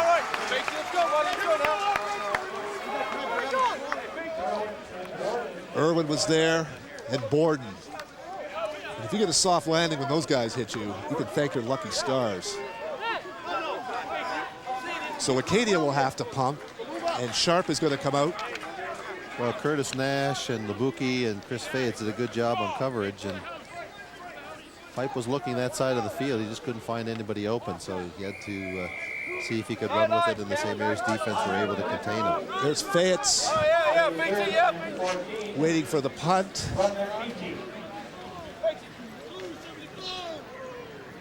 Nash is standing at about the Acadia. There's a score update about Allison 9, St. of X 8 at the half. That's Fayette's on the 54. Fayette's up the middle. He's got some room if he gets to the outside. And Zerba brings him down. Well, Zerba does everything. They saved the day for Acadia there. He sure did, because Fayette's had a path to the end zone. He was looking to cut it back, and Zerba met him. But that was a tremendous run by Fayette's. Well, a minute 32 left, so there's lots of time for St. Mary's to go in and eke out another score. Let's take a look at it. Let's watch Fayette's. He got it on about his 50-yard line. You can see they're trying to set up that wall for him to go outside. He cuts up the middle. You're going to see him cut back outside, and then he finds some running room. See Zerba on the run there, number 31. Zerba did a good job of coming back and catching up to that play.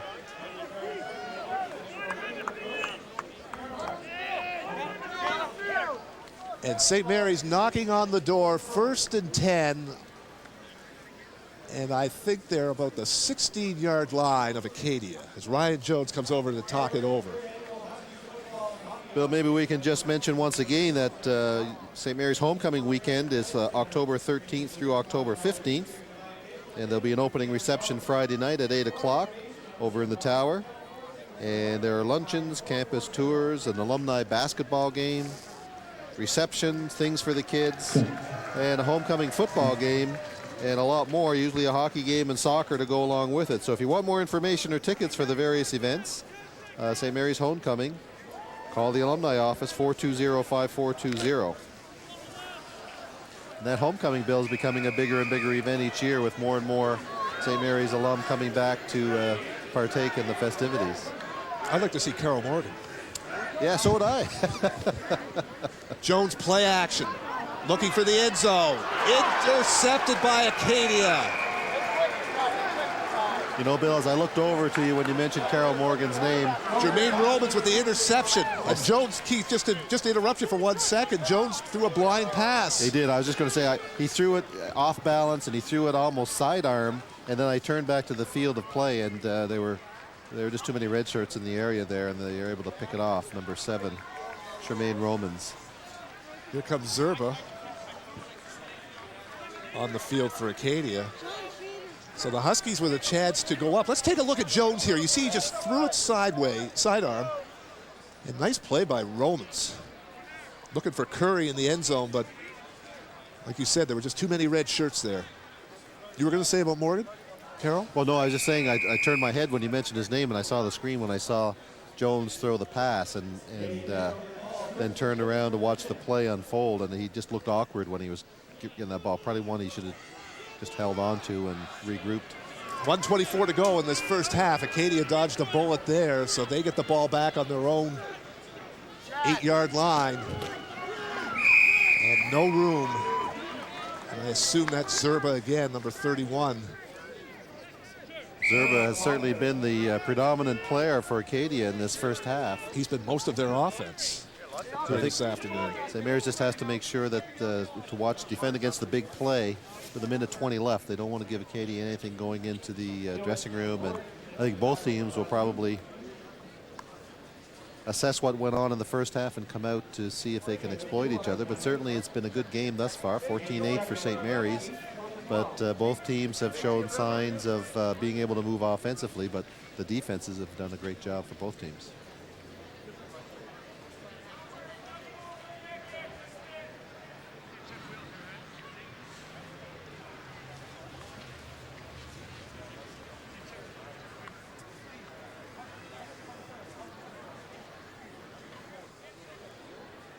Okay. You know, we mentioned Carol Morgan's name, and of course, we're in the midst of the Olympics over in Sydney, Australia. And for those people who weren't around back in 1972, Carol Morgan represented Canada. Munich. In Munich, Germany. That's right. He came here, did his education degree, and tried out for the football team, too, didn't he, that year, 1972? He did. He took his education degree and played with us that year. Pipe on the pitch to Zerba. There's Zerba still on his feet, and Hewitt caught up with him. And Carroll, I don't think Carroll had played football before that year. No, he had. And he was certainly tough as nails. He wasn't a starter. The ball carrier. Played on some special teams, but real character and real fine guy, but a real character, Bill, as you well know. Well, if he's listening, we'd like to say hello to him, and we'd like to say hello to his sidekick, Al McDonald, who I haven't seen in a long time. And of course, Carol and Al both did their undergraduate at St. FX. And you know, the interesting thing about Morgan is before he went over to Munich to represent Canada in the heavyweight division, he had only had 6 amateur fights, believe it or not. And the late, great Howard Cosell was calling the fight that he had for the bronze medal against the Russian, and the two of those guys, those two guys just stood in the middle of the ring and slugged each other, and Cosell had never seen anything like it. And that is a kick, a good kick, out of bounds, at about the 40-yard line of Acadia, the 38-yard line. So the Huskies are going to have good field position with 48 seconds to go. But you mentioned homecoming. That, I think, is our next game here at Husky Stadium against St. FX. When is that, October 14th? Yeah, be St. FX, speed-up offense. No huddle. 40 seconds left. They certainly should be able to get out of this with a field goal, but I'm sure Coach Blake Neal would like to go in and pick up the touchdown. But well, they've got a first down. They've got lots of time. Lots of time. They just have to take their time, and Jones calling the play at the line. Huskies would like to put another touchdown up on the board before they go in at the half. Jones looking in the end zone. Incomplete. You know, he dropped the ball, but number 15 for Acadia, Markin Bradshaw, intended for Fleming, was going stride for stride with Fleming, but if you watch on the replay, he's not even looking at the quarterback, so Fleming could have made this catch. See, number 15, not even looking where the ball is, so the very last minute. By then it was in Fleming's midsection, but just probably bounced off his pads. He wasn't able to hold on. It went right through his arm. Second down with 25 seconds to go. Second down and 10. Huskies on the Acadia 20-yard line. Jones again in the shotgun. He's got Perez beside him. Perez up on the line. Acadia showing blitz. Here they come. Jones complete to Tebow. And that'll be enough for a first down. It'll keep the sticks moving and stop the clock with 18 seconds to go. Tackled by Green.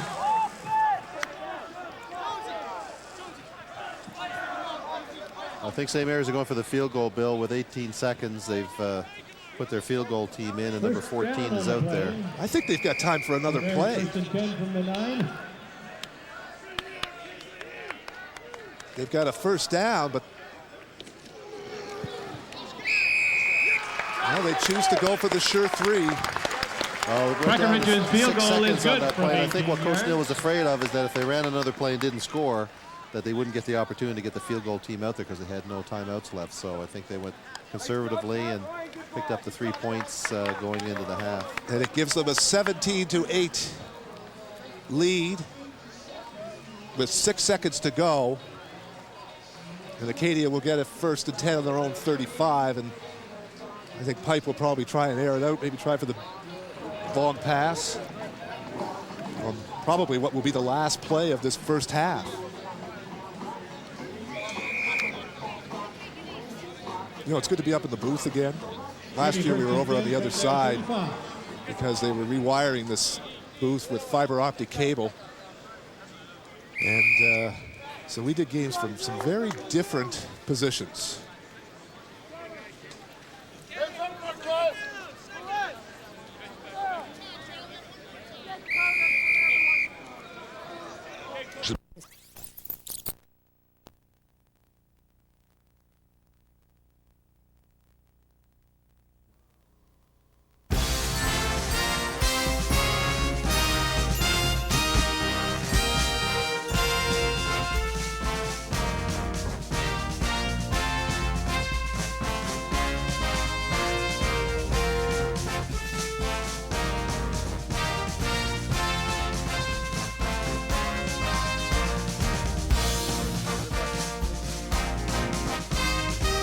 score at the half is St. Mary's 17, Acadia 8. And with me is Pierre Lefebvre.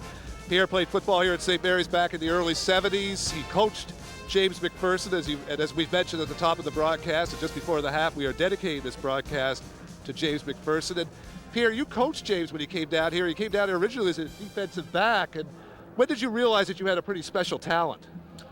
Oh, actually, I tried to recruit him out of high school at Cobequid, and we knew he was a special ball player at Cobequid. We certainly couldn't predict that he would do what he did at the university level, but we knew he was a better offensive ball player overall than a defensive player. But the first year we had him, we just couldn't fit him in. He was young and had a lot to learn, and we did fit him in there for a couple of games. And the first game I did see him was against St. X, and we just put him in as a substitute player, and he just lit it up. He was just it was excellent. And from there on in, he pretty well had the position. He was. What was it that impressed you most about him? He was a great athlete. He had a lot of heart. And when he put on the pads, he really came to play, didn't he? Yeah, oh yeah, he did, no question about it. In terms of his physical attributes, he was, to me, he was just he wasn't necessarily that fast or that strong, but he had a real interesting, he had an interesting talent. He was able to get through the line of scrimmage, sort of a slashing type of runner, and then once he got into secondary, then he became elusive. He was a tough fellow to bring down. He'd go left, he'd go right, and that was his physical his physical talents. But more than that, James was he was a fellow that from the first day the first day I saw him and met him, really, he was a shy individual. Never changed from day one, right to the very end. He was shy, and he was a real team player, very unassuming. You never know off the field, that he was the athlete that he was. Really. Let's bring in Stu Francis. And Stu, you coached him as well. You were up in the booth with us when he played. We called his name a lot while he played here at St. Mary's. He was a guy who wanted the ball in tight situations. Well, yeah, James was one of the greatest running backs ever to suit up in a Huskies uniform. And whenever the chips were down, you just called on James McPherson, and he seemed to ignite the team. The game that I think was his classic best was the 1993 Acadia game, where he ended up rushing in overtime. We went into overtime with Acadia 28-28, and he rushed for 2 touchdowns, I think, and over 300 yards in that game, and won the game for us basically single-handed against Acadia. And the interesting thing was that kept St. Mary's dominance over Acadia into the 8th year by winning that game. Well, he rushed for 302 yards, and it was the 4th highest total in CIAU history. And we saw some pretty good running backs in this stadium, including Eric Lapointe, but he never got 300 yards. No. James had some classically better games, I think, than Eric, although Eric may have made more yards over his career. But certainly in terms of team dedication and inspiring the team and just all-around play and leading by example, James certainly has to be one of the top Huskies ever to put on a Husky uniform. Well, not only one of the top Huskies, but probably one of the top players in the AUAA. Yes, that's for sure. He caught the ball, he moved to slot. As you know, he started at a tailback and he moved into the slot. He was versatile, and but the thing that strikes me about him most of all was that he was just a great individual to be associated with. Never complained, always there, reached deep for the team, and just gave so much of his heart to this St. Mary's Huskies from his first year in 1990 until his last year in 1994. Well, he will not be forgotten. Our score at the half is St. Mary's 17, Acadia 8. We're going to go to an interview that I taped earlier with Dr. Colin Dodds, the president of St. Mary's University. I'm here with Dr. Colin Dodds, who is the new president of St. Mary's University, was installed on July 1st of this year. And Colin, I see you're well outfitted for the game this afternoon. Right. Certainly, I've got the T-shirt. I don't have any padding on them. Talk a little bit about your vision for St. Mary's, where St. Mary's is today and where you would like to see it, say, in 3 or 4 or 5 years' time. Well, certainly I want to build on the legacy that we've got, and in terms of our academic programs, I want to build on those, develop more, make them more innovative and more flexible in terms of delivery. And in terms of the facilities, we've got to improve on those. Husky Stadium, as you can probably see over there, needs a little bit of work. And we're building or renovating our Loyola building there, the high-rise residence. We did the other one last year. So certainly in terms of campus life, we want to try and improve on that. What about athletics? How big a role does athletics play in this university's future? Because certainly it's been a big part of its past. It's been a big part of its past, and I hope to maintain that in the future. It's not, the real thing, of course, is the academics. And what I'm very pleased about is how over the years student athletes are also academics. Just look at the number of all Canadian athletes that we have, and I want to build on that. And the fact that recently we were left some money for scholarships, but they were tied not only to athletics but to academics, and that's the way I want to go. Make sure that you have a good athletic program because it's pretty good for recruiting, but make sure it's rooted in good academics. We are dedicating this broadcast to the memory of James McPherson, who was an outstanding football player and student and person for that matter. 34, yeah. And you have quite a bit of dealings with his family. You know his family very well. You knew James. You saw him play football here. Say a little bit about what James McPherson meant to this university. He meant so much because he epitomized a good academic, and he was very, very solid in that area, and just an exceptional athlete. I mean, he came and he could not just play football, but he was a good all-round athlete. He was a good sailor. You know, he epitomized everything about Canadian youth and what Canadian youth should be. And certainly a good model for any student athlete, and one that you would want to build on. Yes, and really he was an excellent role model. It's just a tragedy that happened. Are you enjoying the job? Very much so. It's 2.5 months, and there we go. Any surprises? Not so far, apart from the stadium. That I didn't expect that to. We've had to take 400 seats out, and I hadn't expected that. But we're gonna take them out over the next few weeks and grass them, and then look at a long-range plan of replacing the stadium. Well, enjoy the game, and thanks very much for being with us. Thanks very much, Bill. Okay, Dr. Colin Dodds, president of St. Mary's University. We'll be right back.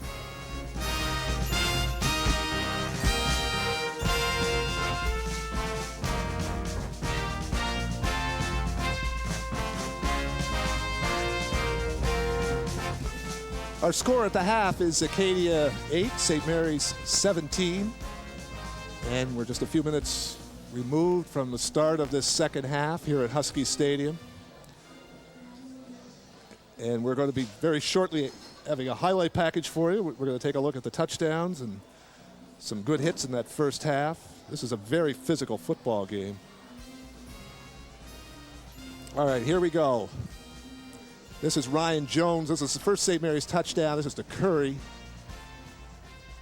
And a nice pass to Jay Curry for the touchdown. Gave St. Mary's a 7-1 lead. Here's a hit Kyle Morrison put on Allison. Watch this. Boom. And the fumble, and watch Aruda pick it up. And I thought this should have been a touchdown. I thought Allison had possession, and the ball was knocked loose on that hit by Morrison, but the officials disagreed, and St. Mary's got the ball back. Here's the Acadia touchdown. This is Pipe. Little end around. A nice move, got through by Demers. And here's St. Mary's touchdown. Ryan Jones. Again to Curry for his second touchdown. And nice block there by Tebow. Let him get in the end zone. So the Huskies lead it 17-8.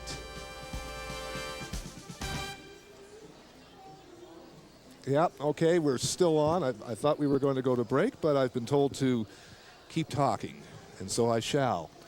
There's your score. And the St. Mary's Huskies, of course, the defending AUAA champions, the finalists last year in the Vanier Cup against Laval, and the #1 ranked team in the country playing against Acadia, who is a #6 ranked team in the country. And these teams have had great battles over the years. We've talked about a few of them involving James McPherson, the running back to whom we're dedicating this broadcast. And of course, both these teams, as we mentioned at the top of the broadcast, as you look at the CIAU rankings, Laval ranked #2, Laurier 3, Ottawa 4. There's Acadia at 6th spot. Western ranked #9, Saskatchewan 8. And the Huskies, in order to maintain that #1 ranking, Of course, at the end of the season, the only ranking that anybody remembers is who wins the Vanier Cup, and that's the one that matters the most. It doesn't matter a whole lot if you're ranked number 2, as St. Mary's was last year at the end of the season. They want that number 1 ranking. They came back with a lot of players back from last year's team. They have a lot of experience, depth, and you've seen indications of it in this first half. And we're going to take a short break, and then we are going to be back with the second half. Our score, St. Mary's 17, ACA-8. Stay with us. We'll be back.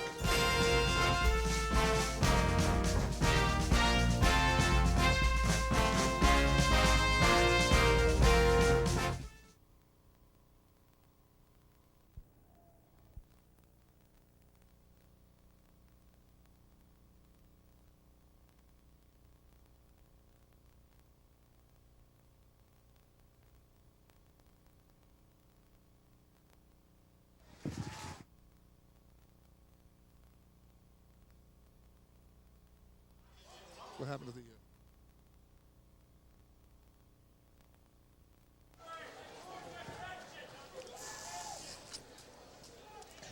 What happened? Kicked off, Cockett fumbled the ball. St. Mary's recovered.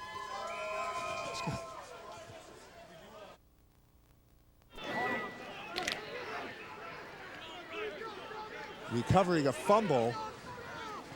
1st and 10 on the 31-yard line.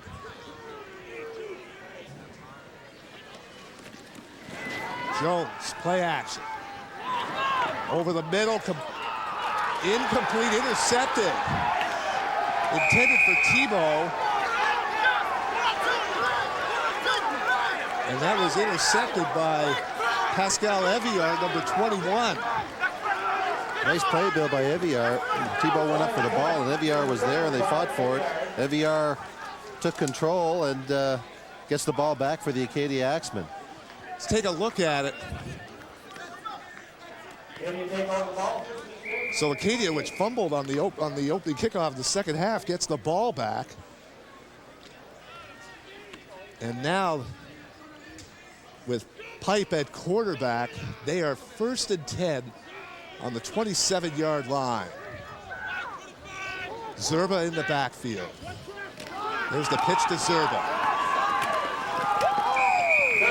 Zerba good for about 7, maybe 8 yards on that play. It's kind of interesting. I think they moved the defensive end, Eric Lyman, number 95, a little bit more outside to see if they could stop that outside running game, and that time Zerba cut it up inside. Was still able to get a nice gain, but 6 yards is probably better than 15 or 20 that he's been picking up on some of those carries around the end. He's 2nd down and 4. Ball on the 34-yard line. The Acadia 34, just underway in this second half. 13:35 to go. Huskies lead at 17-8. 2 touchdowns by Jay Curry. Zerba once again the only back.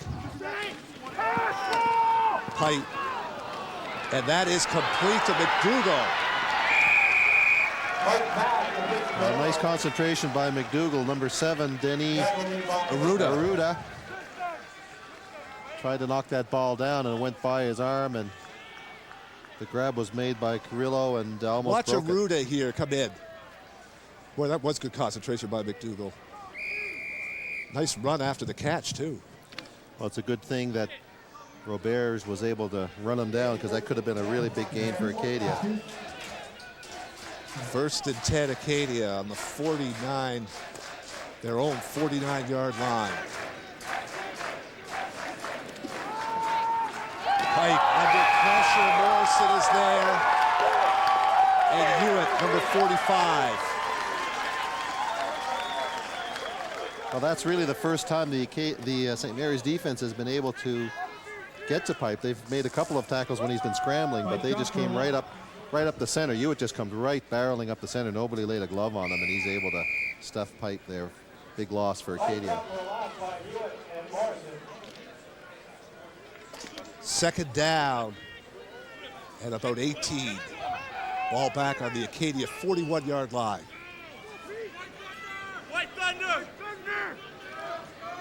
Acadia with 4 wide receivers. Offside, I think Gordon moved. Yeah, was he drawn offside? He kind of did a stutter step. We'll have to wait and see what the referee calls, because Sometimes he is drawn offside by an offensive lineman moving. That's procedure. That's against Acadia. Back 5 yards, repeat second down. Check screen and draw. So that's going to make it second and about 19 or 20 yards. That's going to put Acadia back to their own 36-yard line. So Zerba stays back. You can't see him. He's just behind Pipe. There he is on the draw. And Demers is there and Borden is there. And he may have picked up about 4 yards, but that was about it. So Acadia is going to have to punt it. And the Huskies should be able to get decent field position.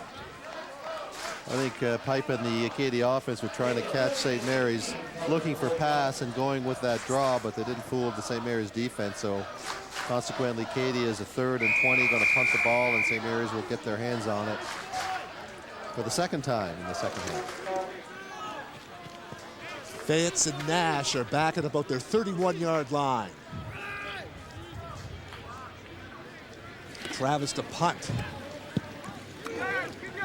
That's a good spiral. And that is Nash on his 30. Nash up over the 45-yard line. So the Huskies will be 1st and 10. They're going to mark it at about the 43. Bill, on the replay, nice little play here. Nash cuts it inside of number 21, Chris Fayetz, throwing a block for him. And really he's just scampering around trying to find an opening, and makes a nice little return, probably about 10, 12 yards on the return. But St. Mary's pretty good field position at their own 44, almost at their 44-yard line to start this drive. Ryan Jones has gone the distance at quarterback for the Huskies. Acadia showing blitz. Grant up on the line. Here's Dean Jones. And Jones should have enough for the first down. And I think this is one area that St. Mary's really didn't take full advantage of in the first half, and that was the running game. Perez carried the ball probably half a dozen times. I think Dean Jones only a couple times handled the ball once or twice. So I think St. Mary's does have a pretty potent running game. You commented earlier about the size and ability of their offensive line. I think they should try to establish themselves here and run some time off the clock and just see if they can move downfield utilizing that running game. Well, they also have Mike McPherson, number 27, and they've got Gabe Harvey. Straight ahead to Akeem, and he picks up about 3 or 4 yards. So they are very deep in the running department as well as the receiving department. Ryan Jones has a lot of weapons that he can call on, and there's an injured St. Mary's player down. Is that number 65? Salmus is down. Looks like he's holding on to his left leg there, so. Well, Barbati was carried off the field with a leg injury in the first half. And they're looking at Salmus's knee or ankle. One of the dangers, when you're down in the trenches, and that's what they refer to as the offensive defensive line, is there's so many bodies flying around, and sometimes it's somebody falling over you, and consequently can cause an injury. So Salmus a big part of that offensive line, so hopefully he's not injured too badly. But looks like they're working more on the ankle there right now, Bill. I don't know if we'll be able to see him moving it. out on the. You can see all the red and white shirts there. Salmus is already down under the pile, so.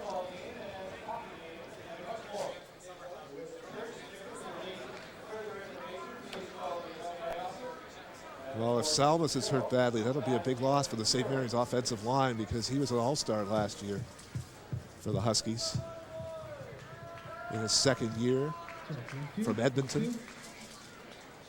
2-2-1-2.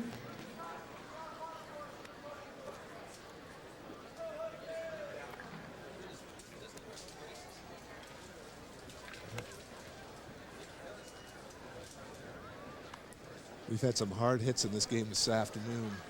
Of course, you saw the highlight of Morrison's hit on Allison in that first half. Corey Allison, we haven't seen Allison back in the game since that hit. He took a pretty good shot there from Morrison and looked pretty groggy as he was coming off the field, just looking down on the bench to see if he's down there. I don't see. Barbati was carried off the field for St. Mary's. in the second half with a leg injury, and now Salmas is down. Now he's getting up. Yeah, I don't see Allison there at all, so I think he's probably finished for the afternoon. And Salmas looks to be okay. He's limping a little bit on that left ankle. Salmas at about 285 pounds, 6'2". So the Huskies 1st and 10 on their 55-yard line. Jones looking to get outside, breaks a tackle, but he couldn't turn it up. And actually may have lost a yard or two. Number 74, Josh Thomas for Acadia, able to penetrate as the St. Mary's line were kind of pulling to open up the corner for him, and was able to get that arm, slow him down, and then the rest of his teammates were able to come over and give him support. So looks like about a 3-yard loss for Dean Jones on that play. It'll be 2nd down and 15 on the St. Mary's 53-yard line. Jones in the shotgun. Has Dean Jones with him. Now Jones back to pass. Over the middle, complete to Dean Jones. Oh, I'm sorry, Tebow, number 19. Patrick Tebow. Nice job by Ryan Jones, number 42, linebacker Karam Grant for Acadia was blitzing on the play and almost got to Jones. Jones able to keep his concentration, throw a nice pass, and an equally nice reception by Tebow. Gives the Huskies a 1st down on the 44-yard line. 8:22 to go in this 3rd quarter. The Huskies up by 9, and they are driving. Dean Jones kicks it outside. I think that play will come down. There was movement before the play. I'm not sure if it was Tebow or Curry, but over on that left side. Pretty sure that'd be a procedure call against St. Mary's, and I'll bring the ball back. That'll negate a nice run by Jones, but you're right, it's going against the Huskies. Offside. Number 19 White. Back And that'll 5 bring it yards. back Repeat 5, so first it'll be down. 1st and 15 on the 49-yard line of Acadia.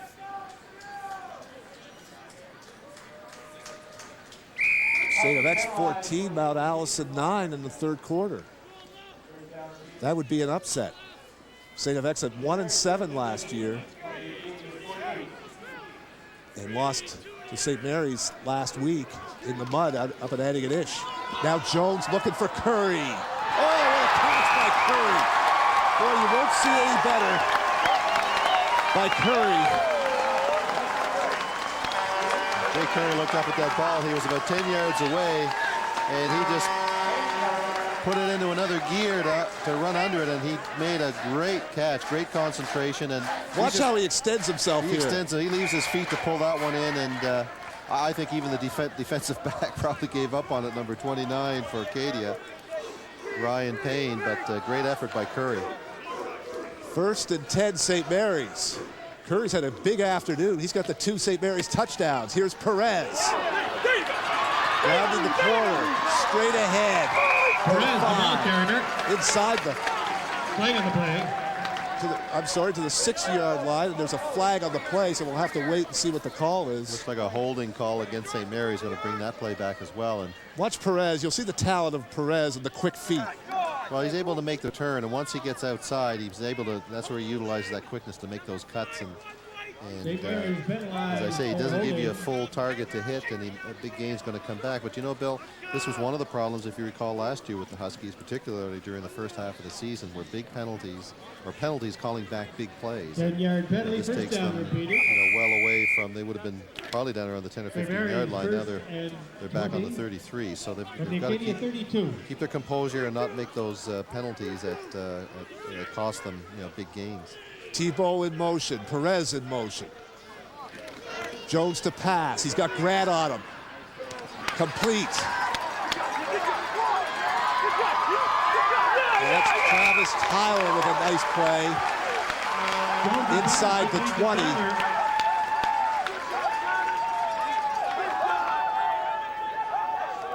Let's take a look at it. Jones made a nice play. He got away from Grant. Well, they're doing that particular pattern has been open a couple times today, and this time's the first time that Travis got a little opportunity, Travis Tyler, that is, to get a little running room. I don't think he picked up too much yardage, but you never know when you're able to find that opening and then just cut it up and make a bigger gain out of it. But a nice, nicely executed play by Travis Tyler. Huskies are 2nd and 4 on the Acadia 16. Here's Perez straight ahead. Perez inside the 10. He should have the first down. That's that counter play where they pull a guard, and it worked early in the first half, and I don't think they've come back to that play since then. But again, a nice gain by Perez in the first down. Looks like he's hobbling a little bit as well, Bill, as he gets up out of the pile. He's going to come off. Number 22, Dean Jones, coming St. back Mary's into first the down game. on the play. Watch Perez and watch how he cuts it back, straight up.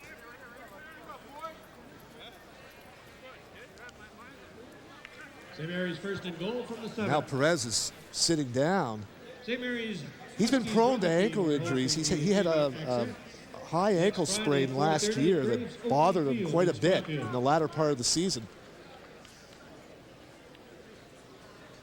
As a matter of fact, I think he got that ankle sprain, if I'm not mistaken, against St. FX in the homecoming game. Or maybe he's just got a Charlie horse. Looks like he's, I don't know. He's going to get up anyways. I think he's all right. Well, it could be a cramp. Their trainers are kind of chuckling as they're tending to him, so it doesn't look like he's too seriously injured. Probably a cramp, Bill, and he looks to be walking pretty good there, so I'm sure we'll see him back in the game before it's over. But Dean Jones is back in there. St. Mary's is knocking at the door. Down at about this, looks like first and goal from the 7. That's what it is, first and goal from the 7.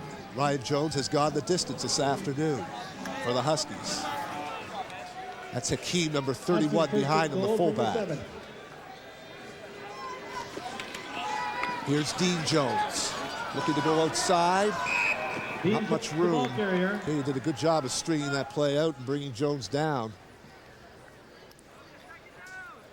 This is a very big sequence here for Acadia, Keith. If they could give up only a field goal in this instance, they're going to do very well, but they really can't afford to give up a touchdown because they haven't shown a lot of offense. You can see the offensive line all pushing to the right. And actually, if Jones had cut back, there was nobody in the center of the field. Everybody shifted over, but it's easy to call the play when you're sitting up here. But great job by the St. Mary's offensive line, though, dragging those defenders right across the field. 2nd and goal. Jones in the shotgun. Is Dean Jones and Hakeem back with him. Jones to pass, looking in the end zone. It is complete and a touchdown.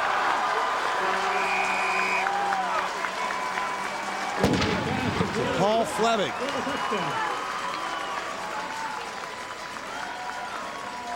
So that is really going to put Acadia and their backs against the wall. Well, Bill, that's a good throw by Jones and an equally good catch by Fleming, keeping it low and to the outside so it can't be knocked down or intercepted. And it's just a matter of concentration to pull it in, and Fleming certainly did a good job of pulling that in. He threw that a long way across the field. That's probably 30-yard throw anyways. 40, 45-yard pass across the field, yeah. Fleming will hold for Brimacombe's kick. And it's good. So the Huskies lead at 24-8. Gregorich's extra point is good. The score of the Huskies 24, Acadia 8. And looking at the Huskies, Keith, even though they have a 24-8 lead over Acadia, I still see a lot of room for improvement in this St. Mary's team. Yeah, I mean, this is their first, I think, first home game, first tough test of the season.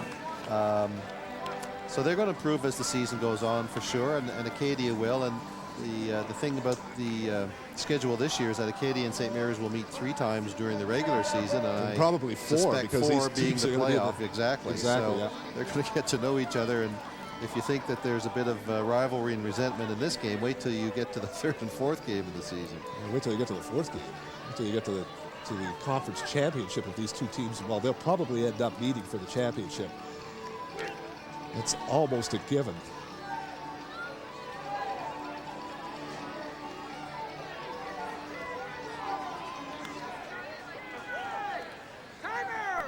So Brimacombe will kick it off. And Cockett taken on the 19. He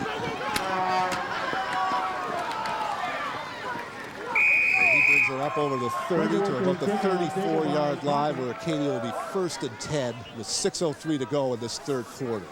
Well, Bill, that's the first kickoff or punt return that Crockett has been able to hold on to this game. So Acadia able to get their offense back on the field. We'll see if they're able to muster an attack against the St. Mary's defense that has tightened up considerably since the second quarter. Well, you know, Acadia really hasn't aired the ball out at all. They haven't gone deep hardly at all this afternoon. They have a lot of receivers, and really the guy who's been doing most of the damage for Acadia has been Zerba. And we haven't seen Picot more than a couple of times. That was intended for Grimacombe and was thrown behind him. Pass intended for Grimacombe was open, and just a poorly thrown ball by Pipe. That could have been a good gain for the Acadia offense, and they need something right now. They seem to be stalled their last few series. They just don't seem to have any rhythm and any momentum going right now on the offense for Acadia. Huskies are in control of this game with 5.5 to go in the third quarter. 2nd down and 10. Zerba's alone back behind Pipe. Pipe, and it's knocked down. I think Mark Irwin might have got his hand on it. Irwin 6'7", 285, number 47. Well, St. Mary's did a good job of coverage, and even number 95, Eric Lyman, kind of moved up on 31, Zerba, who was out in the flats, kind of as a release for Pipe if he needed it. So St. Mary's certainly had everybody covered, and there's really nobody that Pipe could have got the ball to, so he probably got the best result by getting it knocked down and not getting it intercepted. But Acadia goes 2 and out. And Travers is going to punt from his 18-yard line. Fayetz and Nash are back in the sunshine at about their 35 and 40, respectively.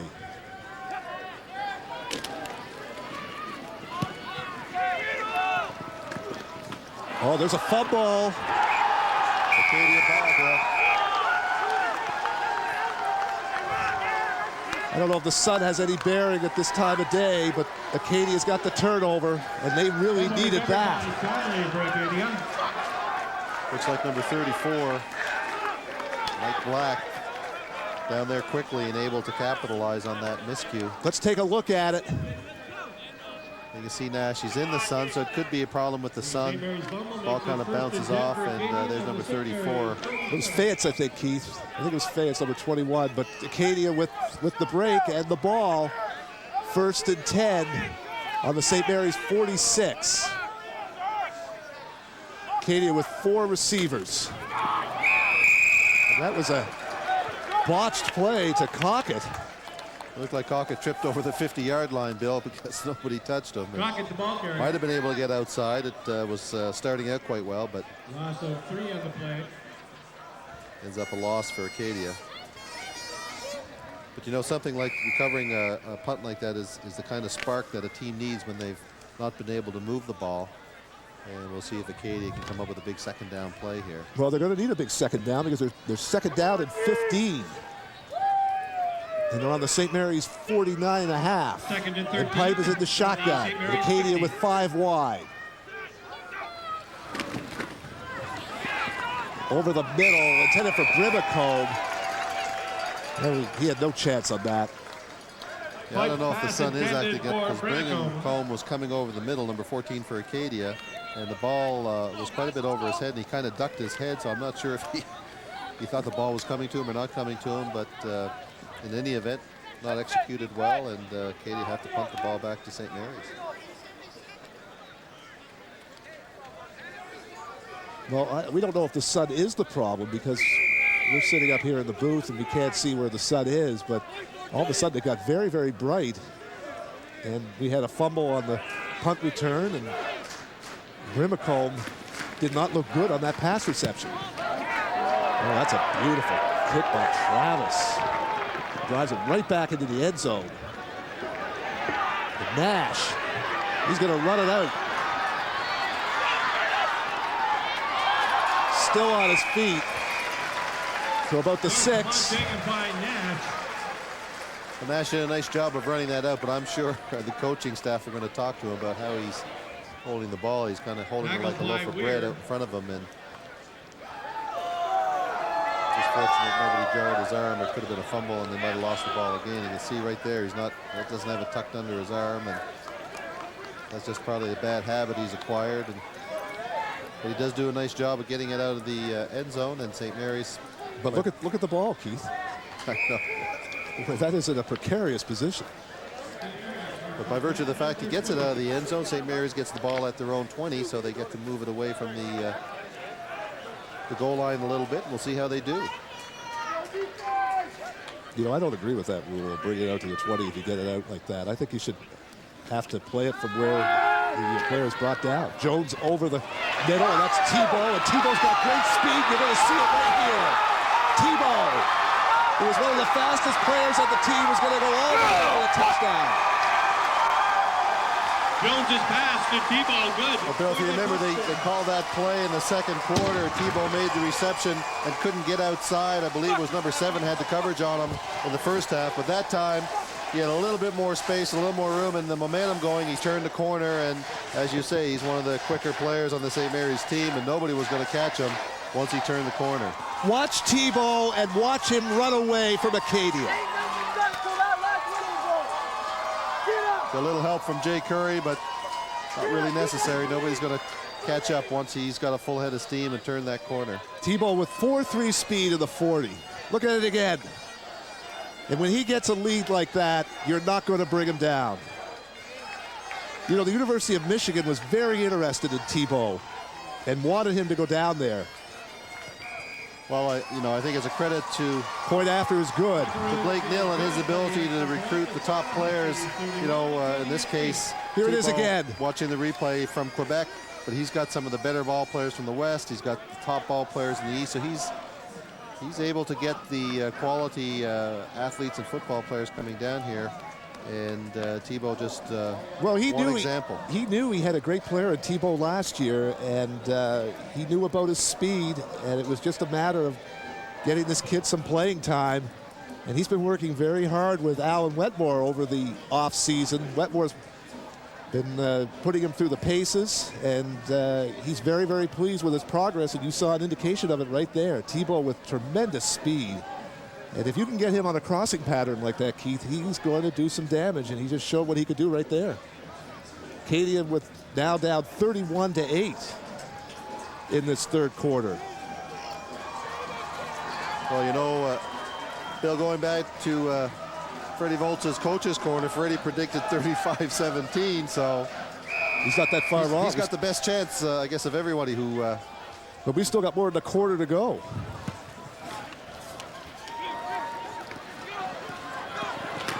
Taken on the 12-yard line. And the Huskies with good special teams. Number 34, Mike Black. You know, the one fellow we weren't able to poll who follows the football Huskies very closely is Donnie Kelleher.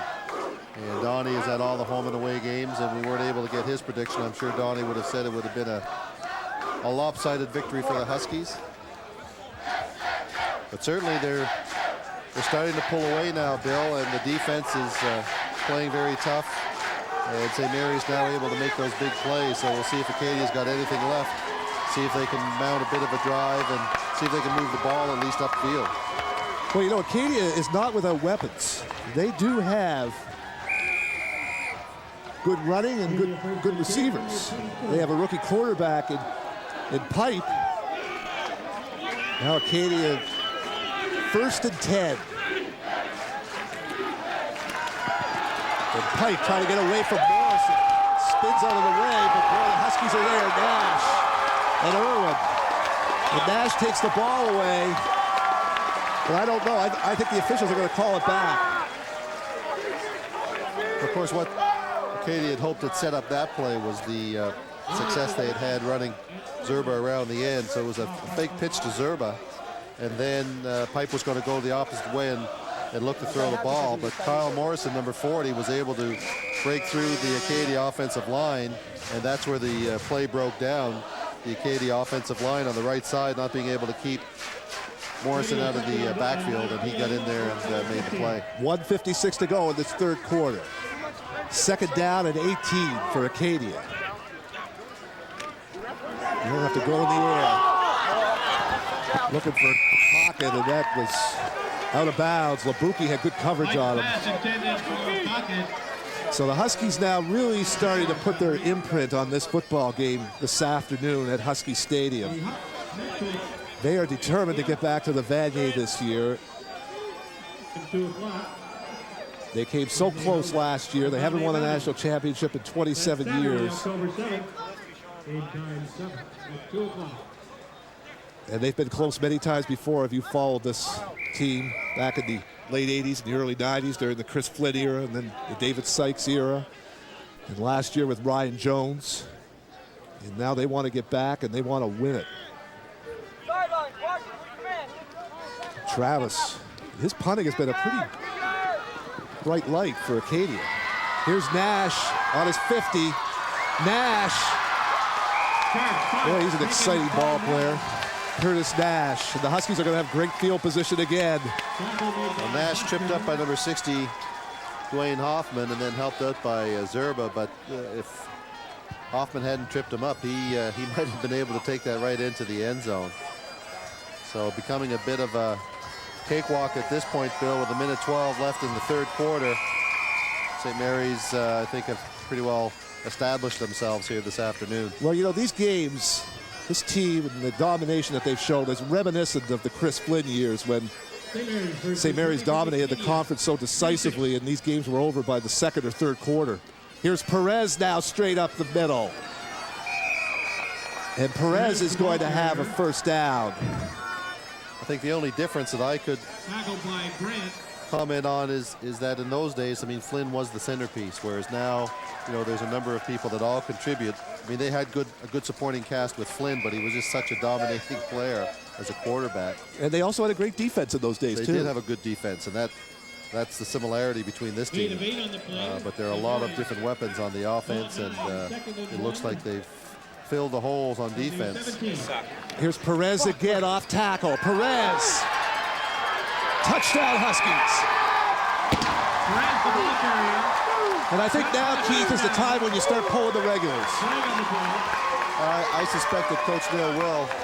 The flag on the play, it happened after the touchdown, so I'm not sure if it's a rough play.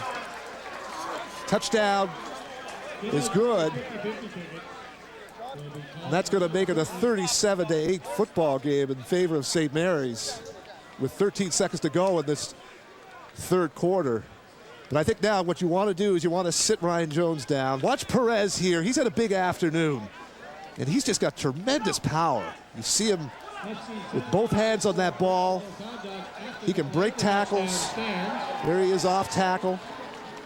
Well, you can see it was really just a power handoff up the middle, and the offensive line kind of crushed into the center, and Perez again able to kind of bounce off attackers and keep his feet moving and keep the momentum and the power and the speed and the quickness to get him into the end zone. One area that St. Mary's has really picked up on, the point after by Bernacold is good, is the special teams play. They had a lot of trouble last year with their kicking game, particularly field goals. They had Curry kicking field goals, and he is not a field goal kicker. As we look at Perez again breaking tackles and getting in the end zone to give St. Mary's a 38-8 lead with 13 seconds to go. And as I said just a few seconds ago, I think now is the time when you start sitting some of the regulars down, because you don't want any injuries at an inopportune time, especially with the Huskies being so dominant. There's still 6 games to go after this game in the regular season, plus the conference championship, plus an Atlantic Bowl, plus the Vanier. So you're talking another 9 games to go, and the Huskies appear to have a very special team this year. Well, you know, I think, you make a good point in terms of starting to substitute in some of the players that aren't in the starting lineup, apart from giving your regulars an opportunity to rest and avoid injury, it gives these players an opportunity to get a feel for the game, get some experience, because you never know later on in the season when you're going to have to put them in there, and you want them to feel confident when they get that opportunity. Well, I think we'd want to see the backup quarterback.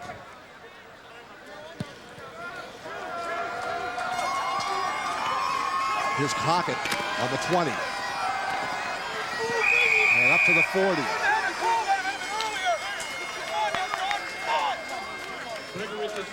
But that is another reason, Keith, as you said, to sit some of the regulars down, because you never know. And St. Mary's is breaking in a couple of quarterbacks behind Ryan Jones, and I think it's very important that those guys get some time wherever they can, because if Jones does go down,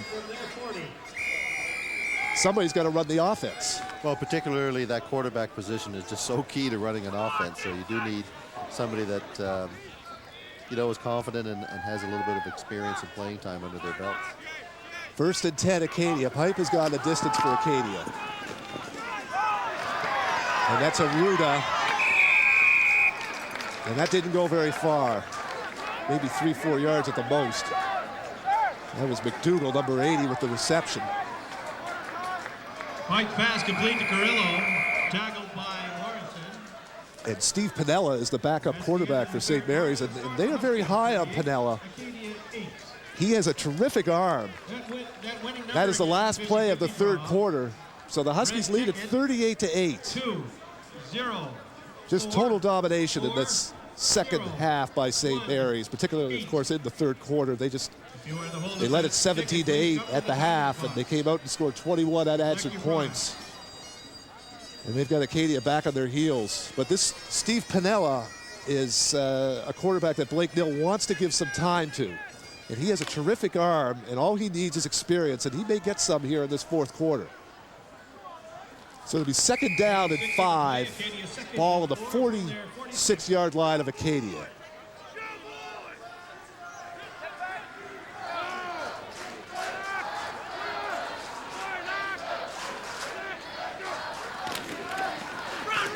Zerba.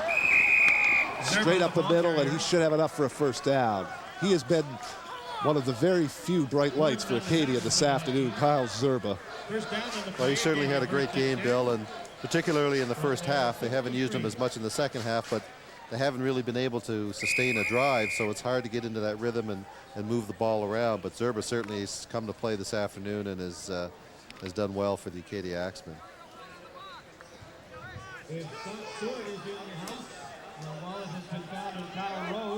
Ball's on the 52-yard line of Acadia.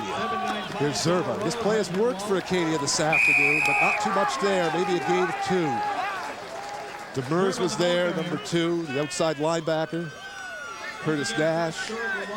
And this defense, Keith, I think that one of the areas where St. Mary's has made big improvements, if that's possible, because their defense was pretty good last year, but I think their defense is stronger than it was even last year.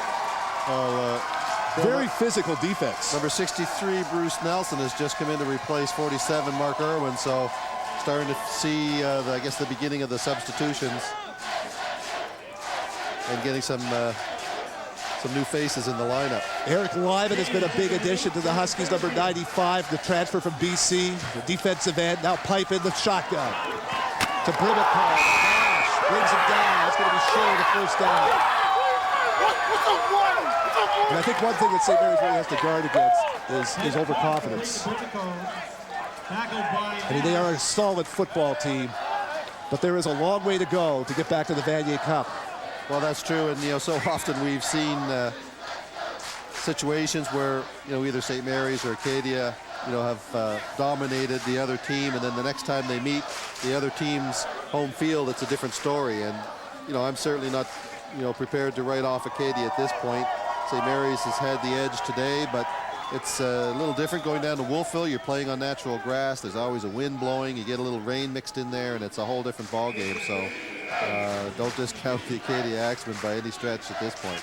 Travers is going to punt from his 45-yard line. Nash is the only one back. St. Mary's going to come up for the block.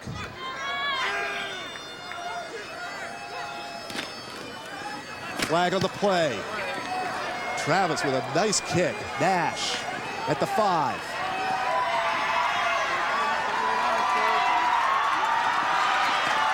And brought down at the 20. But we'll have to wait for the flag. Looks like it's against Acadia. Tackle made by Huntley.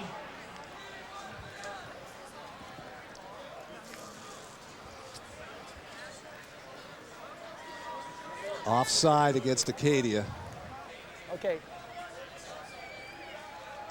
And a penalty against St. Mary's. There's offsetting offside. Offsetting offside. Once again, this is your final note. The 50-50. But just getting back to Acadia, you know, they've got that first-year quarterback, Christian Pipe, getting his first opportunity to run the offense. And, you know, this was a big game for him as well against, you know, probably the toughest defense he'll face this year. So probably the toughest defense in the country. Exactly. So I think he's going to take some lessons home from the game today and hopefully learn from that. So conceivably, you know, the next time these two teams meet, you know, he'll make a much better showing for himself. Illegal procedure against Acadia. Decline. So they're offsetting penalties. Illegal blocking, pushing and the St. rear. Mary's Against St. Mary's. Back we get the ball 10 yards first and 10 on their own 20-yard line. St. Mary's.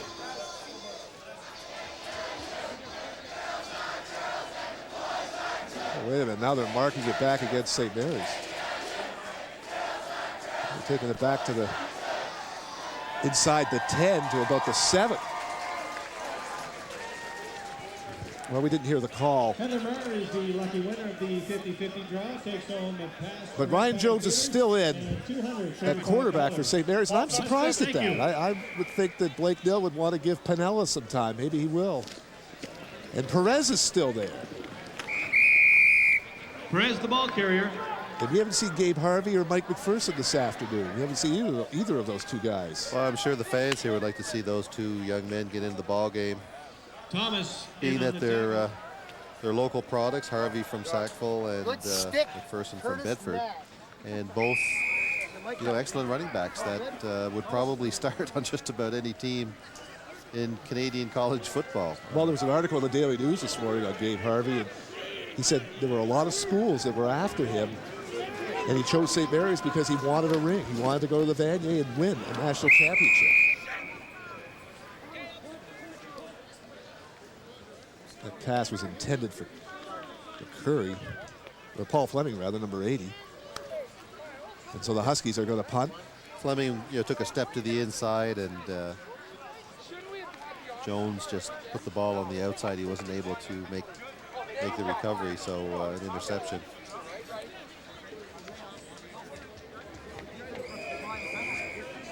It looks like we have a new punter, Bartolacci, who played here a couple of years ago. Place kicker. And he gets a high punt to the 45 of St. Mary's. Inside the 40. Bartolacci's punt taken by Green. Flag on the play. And Green with the return and a flag on the play.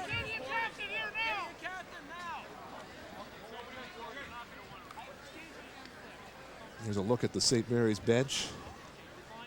They had over 100 players in camp this year. Procedure! Number Offside. 2 did not report. Decline. First down, Acadia. Against St. Mary's, and it's declined. So Acadia will be 1st and 10 on their own 38-yard line. Huskies penalized for illegal procedure, declined by Acadia. But you know, when you look at this St. Mary's team, I don't see any of these three teams, Mount A, St. FX, or Acadia, stopping this Husky juggernaut. They are just so powerful and with a lot of depth. This is a team that was 1-7 the year before Blake Nill came to coach. Oh, Pipe is hit, fumbles. And I think Acadia might have got it back.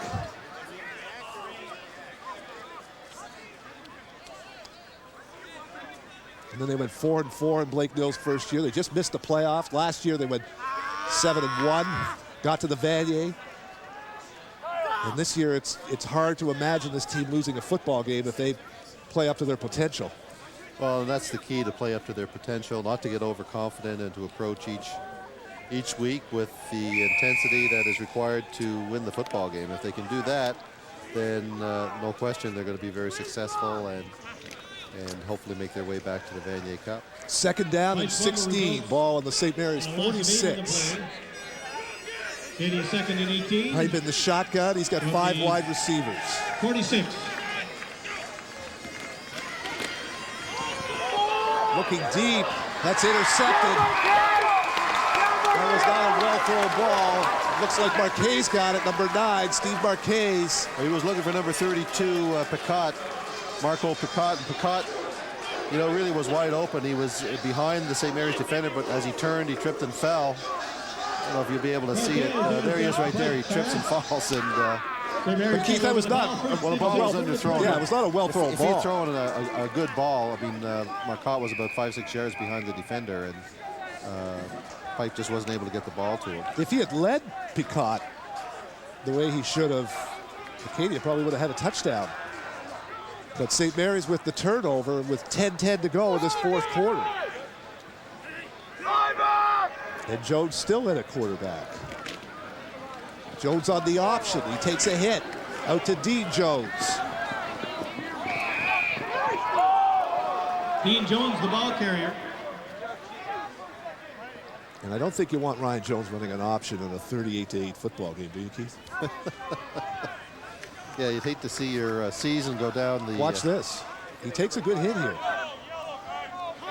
Yeah, that's the thing. I mean, he's looking at Jones as he's pitching the ball, and the linebacker there for Acadia can give him a pretty good shot.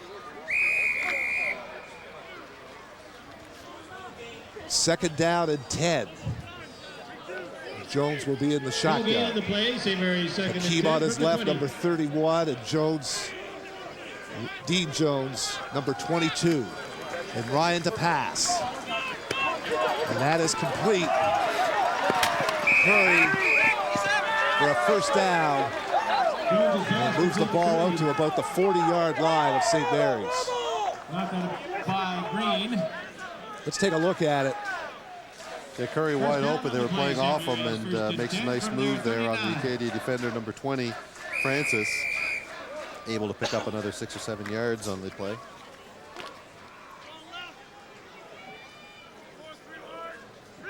First and 10 for St. Mary's with 9:17 to go in this fourth quarter.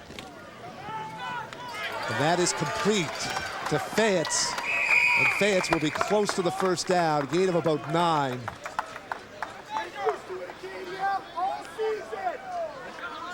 Maybe St. Mary's wants to send a message to Acadia. Maybe that's why they're keeping their first string out there.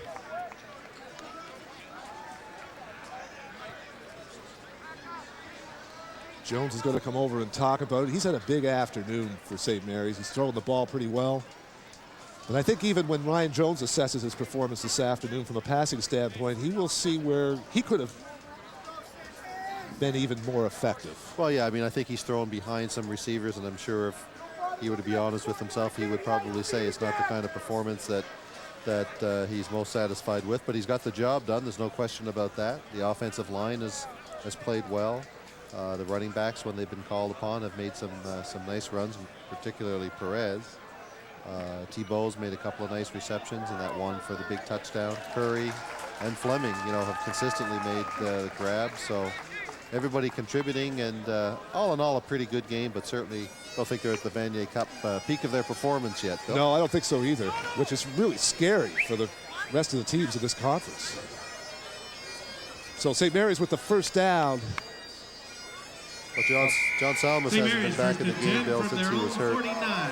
Colin Oldreeve in there, number 57, doing a good job filling in for Salmas, and hopefully that injury to look like his ankle is not too serious. Well, don't forget they carried Barbati off the field. Here's Dean Jones.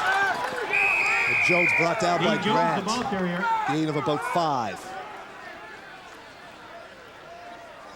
Tackled by Grant. Well, you know, if St. Mary's keeps going the way they are, as we look at this replay here with Dean Jones, there will be comparisons made to those teams of the late 80s and early 90s when Flynn was here. And the dominance of this team versus the dominance of the teams in the Flynn era. And although Ryan Jones has more receivers and more backs to work with,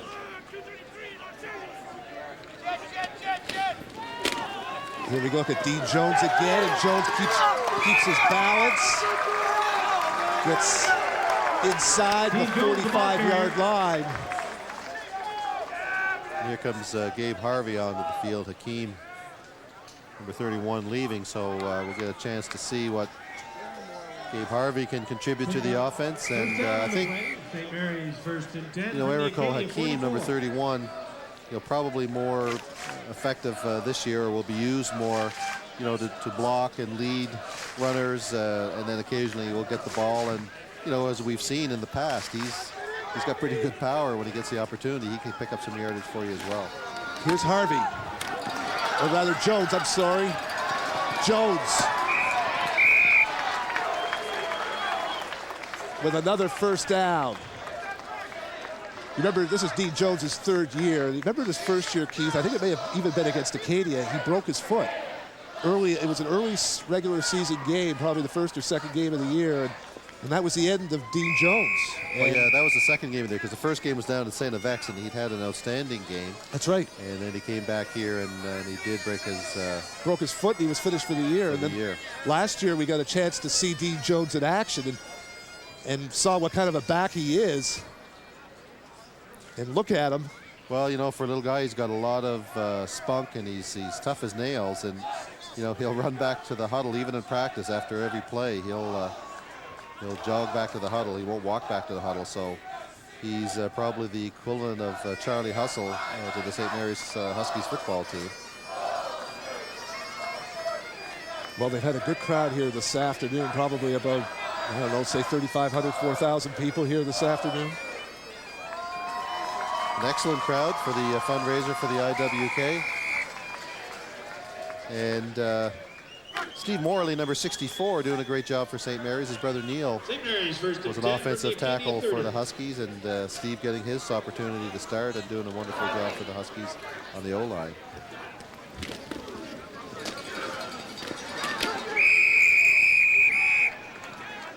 Not much there on first down. That's Gabe Harvey with his first carry of the game. Well, Steve Morley is probably the biggest offensive lineman next to Charlie Toth. Steve was 6'7", 310 pounds. He was big at QEH. In grade 10, he was about 6'6" and about 280, 15 years of age. Wears size 18 shoes. Had to buy his shoes on the internet. eBay.com. But his get any shoes around here to fit him. His 310 pounds is distributed a little differently on his body than it is on Charlie's body. But Charlie Toth, probably, one of those unsung heroes and leaders.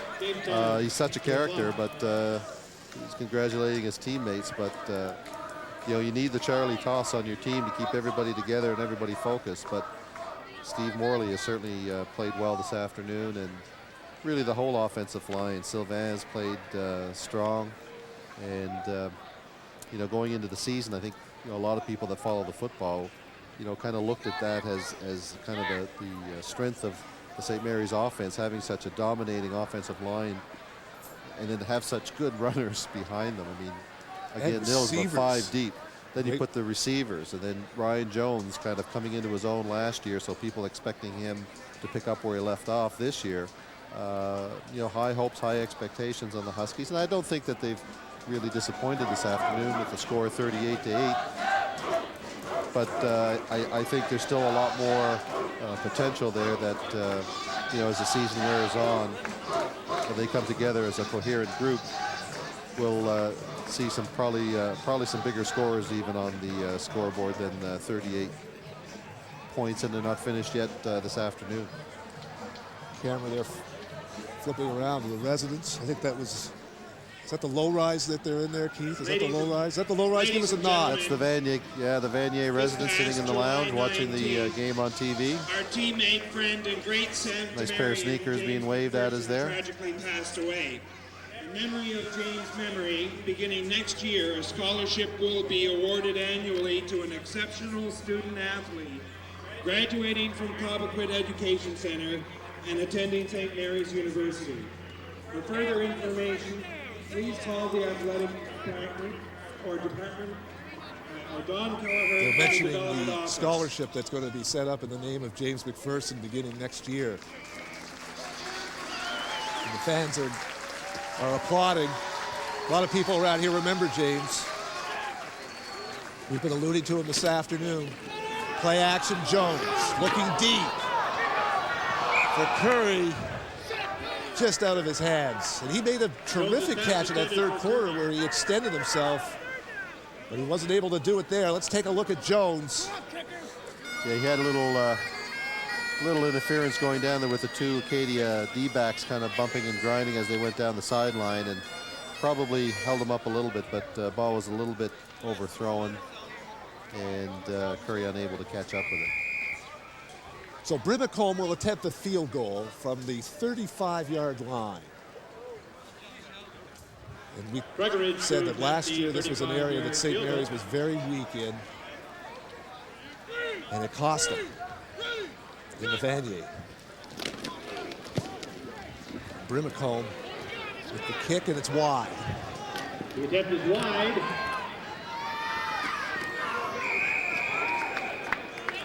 So Green brings it out. Acadia's going to be first and 10. Actually, Bill, just a correction there. Brimacombe is 14 for Acadia. Oh, I'm sorry. Breckenridge is the kicker for St. Mary's. It's been a long afternoon. 5:05 to go in this fourth quarter. And we're not in shape yet for the season either. No, we're still working the kinks out. Looking down the sideline, number 6, Steve Fenella is warming up. Number 77 decline. First down Acadia from the 20. Next time they get the ball. Well, there's you see the flag and the penalty decline by Acadia, offside. I'm only surprised that we didn't see Piniella earlier in this game at the beginning of the fourth quarter, because I think Ryan Jones's health is paramount to the success of this football team. As good as they are, they do need an experienced quarterback. Well, it becomes particularly important when you get to playoffs and Vanier Cups. That's where you really need to have your field general out there and operating on all cylinders. And Ryan Jones is certainly being counted upon heavily to lead the St. Mary's offense this season. That was Picot with a catch. That didn't go anywhere, so it's going to be second down and 10. And we can't forget the Atlantic Bowl, which the conference champion has to win before obviously going to the Vanier. Acadia first and 10. Call it second and 10 from the 20. And I don't know who's coming down here this year. Is it a Western team, or last year it was Waterloo? Yeah, I'm not sure. You know, they've changed the format so often. But I think it's alternating Quebec, Ontario, and the West. So I don't think we've had a Western team. I guess it was Saskatchewan and then Waterloo. So perhaps it'll be one of the Quebec conference teams that comes down this year. Maybe even Laval. Well, that would be an interesting game. Be a great matchup if Laval came down from the Atlantic Bowl. Yeah, great. I don't think they'd have any problem selling tickets for that game. Sporting Goods, proud sponsors of today's player of the game. So we got a break in the action. We'll just mention once again the alumni homecoming. Friday, October 13th through Sunday, October 15th. Everyone is invited to the opening reception on Friday, October 13th, beginning at 8 p.m. in the Tower Courtside Lounge. Lots of activities, basketball games, football game against St. FX. I suspect, well, I know there's soccer game against St. FX, and usually there's been a hockey game thrown in as well. So if you're a sports fan, you want to get back on campus, you haven't been at St. Mary's for a little while, drop in for homecoming, October 13th through 15th. And for more information or tickets, you can call the alumni office at 420-5420. BJ Frenette and Barry Gallant in the alumni office sure would be happy to inform alumni what's going on, and would love to see a big turnout. And if you want to visit Keith, he has an open door policy. you have fourth floor of the student Fourth building? floor, overlooking the football field. And he would be very happy to see you. He receives guests 24 hours a day, 7 days a week. Some weeks that's pretty true, Bill. Second down and 10. Pipe in the shotgun. Oh, Zerba. He took a hit there. Quick pass complete to Zerba. From Andre Bob, who was a rookie. Really, Zerba's the only fellow, Bill, that's been consistently able to do something for Acadia, whether it's been running with the ball or catching the ball, and Bob makes a good stop on him. And Acadia going to have to kick the ball back, and we'll get a chance to see Steve Piniella. We'll see if any other players come in to see a little bit of action for the St. Mary's Huskies. Well, they should be substituting very freely now. With the game well in hand and has been since the end of the third From the quarter. 25. Nash and Tyler back to return this punt. Gets a Acadia bounce. And Tyler out of bounds. And about the 51-yard line of Acadia. Looks like number 15 for Acadia. Sharp punt taken by Tyler. Flags on the play. A little altercation with number 11, Derek Watson. Bertrand knocks him out of bounds. After the play, and just a little frustration, I guess, taking its toll. I'm going to look at a replay here. And Just a second, look at the referee. I thought he was going to reach for the flag, and I think he thought better of it, saying, hey, let's just get this game over with. So Steve Piniella is going to make his first appearance at quarterback at Husky Stadium. I think number 6. Referee's asking the two captains to come out and say, look, 5 minutes left. Let's not do anything foolish. I think the game is kind of won now for St. Mary's, but this is the time. Necessary roughness, Acadia. Objectionable conduct, St. Mary's. Another objectionable conduct, St. Mary's. Back 5 yards, point ball dead. First down, St. Mary's. Of the game. So St. Mary's 1st and 10 on the 55-yard line. And we get our first look at Steve Piniella. We got McPherson out there. We've got Gabe Harvey out there. So there are some new faces out there for the St. Mary's Huskies. Unnecessary roughness. St. Mary's penalized twice for objectionable conduct. That's Harvey. Well, you get a look at some of his talent and a flag on the play. He's got pretty good speed for a big kid. He's an excellent running back. Let's take a look at him. Watch the speed he shows here. Yeah, I think Morley got called for holding. As watch him get to the outside. This kid's 18 years old.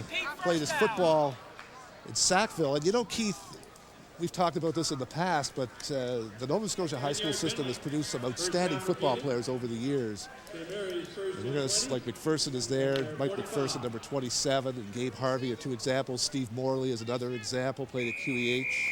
I mean, there's a long list, and we've talked about James McPherson at Cobequid, Brian Johnson, David Sykes, Tom Fleet, the Wetmore brothers at Acadia, Paul and Alan Wetmore. Alan's coaching here at St. Mary's. Both those guys played in the CFL. Quarterbacking the Huskies. Here's Harvey again, straight ahead. Harvey, the ball carrier. Well, that holding penalty brought the ball back 10 yards, so it was 1st and 20. Harvey has probably made up about 7 or 8 yards on that play. So it'll be 2nd down and 13. Yeah, I think Coach Nell is starting to change a little bit more liberally. Charlie Toth is out and Oldreeve has moved to center. Looks like Ian Ferguson has gone in at tackle. Kelly Ireland's still in. 8 of 6 on the play. Ireland and Morley are still in. 2nd and 14 from the 51. 2nd down and 14 on the 51-yard line. Pinella's in the shotgun. Again, Harvey breaking tackles, and Harvey's got a first down inside the 45 to the 43. Bill Harvey had a big game down at St. X last week. That's right. It was really the leading rusher, I think, for the Huskies, and you can see, you know, in the last 2 plays, you know, he's picked up over 20 yards, and is a very talented, hard-nosed running back. Different style than Perez. The two will complement each other very well, but again, it just speaks to the depth of the St. Mary's offense when you can, you know, put a player in like that that can carry the ball the way he can. Well, their running game is probably among the best in the country when you look at the depth and the quality of talent that they have. And we've been talking about the players all afternoon. Dean Jones, Perez, Hakeem. Now you look at Harvey, number 33. Gets the ball again. Watch Harvey. Gets outside. Tries to cut it back, and Grant brings him down. Well, Harvey didn't see any action until a few minutes ago, but he's getting a game's worth of action here on this drive. With 2:57 to go in this 4th quarter, and the Huskies well in command. Number 68, Paul Archer, out there now for the offense on playing offensive tackles. So here you look at Harvey. He is a hard-nosed kid. He runs with a very rugged style. I like the way he gets his shoulders squared, Keith. He's able to harness that power and turn that ball upfield. Gallimore with the tackle. Oh, St. X, 14-9 over Mount A. That is an upset. St. X, which was 1-7 last year, brought in a lot of new players this year. Lost, I think, what 41-42-7 last week to St. Mary's down at Antigonish. The Mud have come back, and that's a much-needed win for St. X. And they're coming here on homecoming on October 14th, and we'll have that game for you on Eastlake Community Television. Final score for Mount A, St. X. Bartolacci will kick from the 55. And he gets a nice kickoff in the end zone. Oh, blocked down by number 45. Hewitt? Hewitt. The middle linebacker. Yeah, great hit by Hewitt. St. Mary's special teams have played very well this afternoon. They've covered well on kicks and punts. They've done an exceptionally fine job this afternoon, Bill, and I think Acadia is just kind of a... There's Harvey getting congratulated. Yeah, that was a nice drive that he was part of. He got a lot of yards. Showed his talent, showed why he was so highly coveted by so many schools in this conference.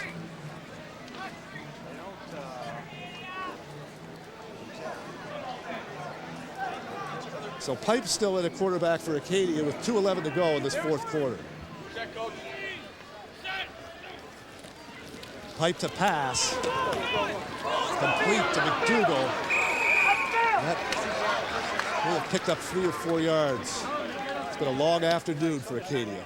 Well, Carrillo made the grab there, Bill, and you know it's kind of reflective of the way their afternoon has gone, particularly the second half. He catches the ball here and then turns and runs right into the St. Mary's defender. If he'd gone straight, he probably picked up a few yards, but he wanted to kind of cut around behind the defender and ended up going right into the tackle.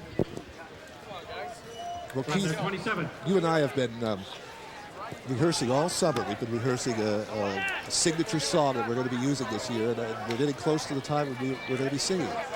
Oh, there's a knockdown. Morrison, Kyle Morrison, he's had a huge afternoon for St. Mary's. He's a perennial all-star in his 4th year. Started as a linebacker, outside linebacker. He's moved up to defensive end. Smallest guy on that defensive line, but he is so quick and hits so hard. And we saw evidence of that in the 1st quarter with his hit on Corey Allison. But are you ready to make your debut, your singing debut? Well, Bill, you've sang the song to me about 3 times this week. You've got a terrific voice. Did I tell you that? You're not so bad yourself. This will be our signature song.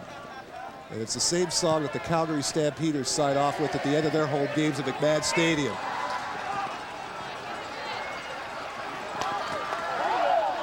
This could go. We get a flag. The bowlers? Sharp kickoff. Robert. Taken by Tyler. The Tyler, oh, number 18. Okay. Tyler, number 18, and some rough play or objectionable conduct, I'm sure, is going to be called here. A couple of flags down on the play. Well, you may be able to hear the crowd in the background. Yes, the signature song that we have picked is the song that the Calgary Stampeders play at the end of their home games in McMahon Stadium. And they send a pretty-looking girl on a horse to ride the length of the field. And Keith and I are going to have it for you. Might have been holding on. It looks like a Ruda. That's about the time the flag was thrown. But then there was some rough play going on a little after that between one Acadia defender and a St. Mary's player. So we'll have to see. Probably offsetting because it looks like they're leaving the ball. Well, I think these coaches just really want to get this last minute and 26 seconds over with as quickly as possible. No injuries. Just get out of here and regroup. In the case of Acadia, in the case of St. Mary's, get ready for next week.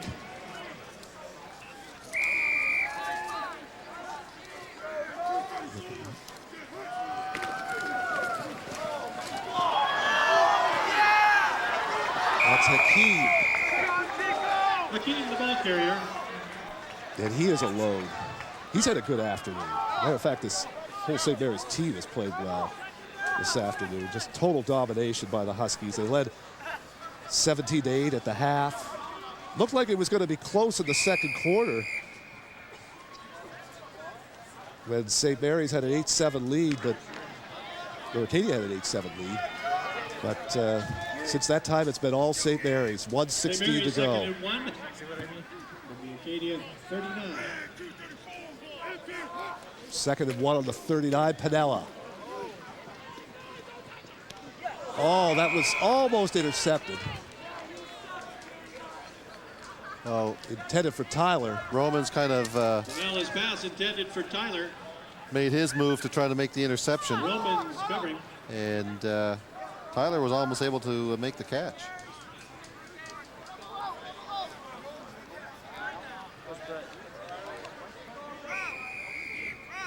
Well, we have less than a minute left. And it's going to be third down.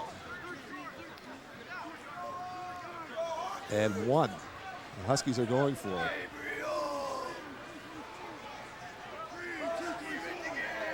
Less than a minute remaining in the fourth quarter. Yeah, I think Pinella's got it on the sneak. Pinella Keith, I think keeps it's a the good ball. time to sing our song. I think I hear the music. Are you ready? I can tell you're psyched for this, Bill. Are you ready? We're going to have to outdo the crowd. A 1, 2, a 3. Happy trails to you until we meet again. Happy trails. First and 10. Let's give the players their due, Bill. Harvey straight up the middle.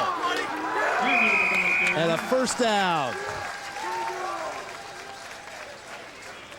Well, everybody contributing, even the players that have gone in, opening that big hole for Harvey. And you know, really that first quarter, you know, both teams were a little tentative, Bill, when they first came out. And Acadia played pretty even up with St. Mary's, but really, once we got into the second quarter, St. Mary's just started to take over and have really dominated the rest of the way. Well, they outscored Acadia 21-0 in that third quarter. And that was the ball game. Here's Harvey again. With 11 seconds to go.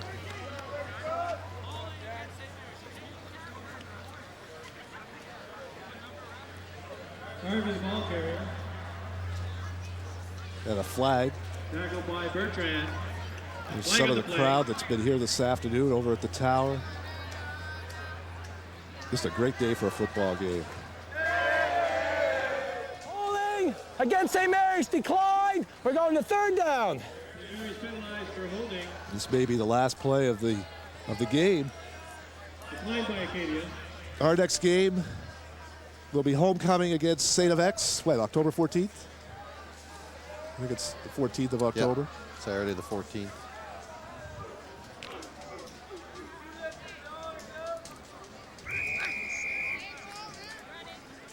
Oh, and we have a game on the 7th against Mount A. Okay. All right. St. Mary's second and 10 and the 18. And there's the final gun.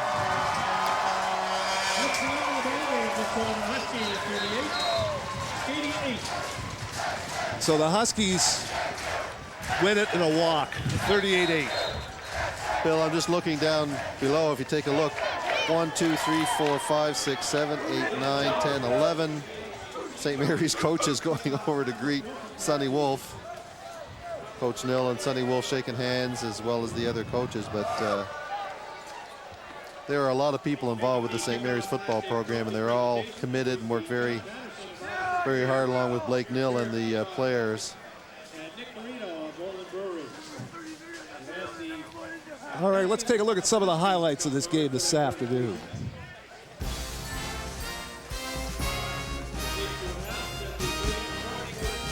All right, here's a touchdown. Ryan Jones. This is to Curry, I think. Or Fleming, sorry. This is the second half highlights to Fleming. This is in the third quarter. All right, here's the touchdown to Tebow, and watch the speed of Tebow as he runs away from everybody. This kid's got 4.3 40 speed. The University of Michigan Wolverines wanted him. He played in the CJET program in Quebec. Blake Nill got him, and he's really happy to have him. And we're happy you're here, Patrick.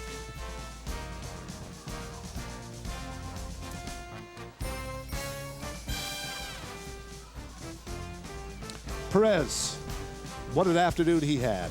You can just see him bounce off the his own players and the Acadia defenders. He gets a little room and takes it in for the 6 points. And that was all in the third quarter. And that was effectively the ball game. And the Huskies won it 38-8. So our next game is October 7th, week after next. And Keith and I will be here. We hope you are here. We hope you enjoyed the game this afternoon. Our final score, St. Mary's 38, Acadia 8. For Keith Hotchkiss, I'm Bill Maiden. So long from Husky Stadium.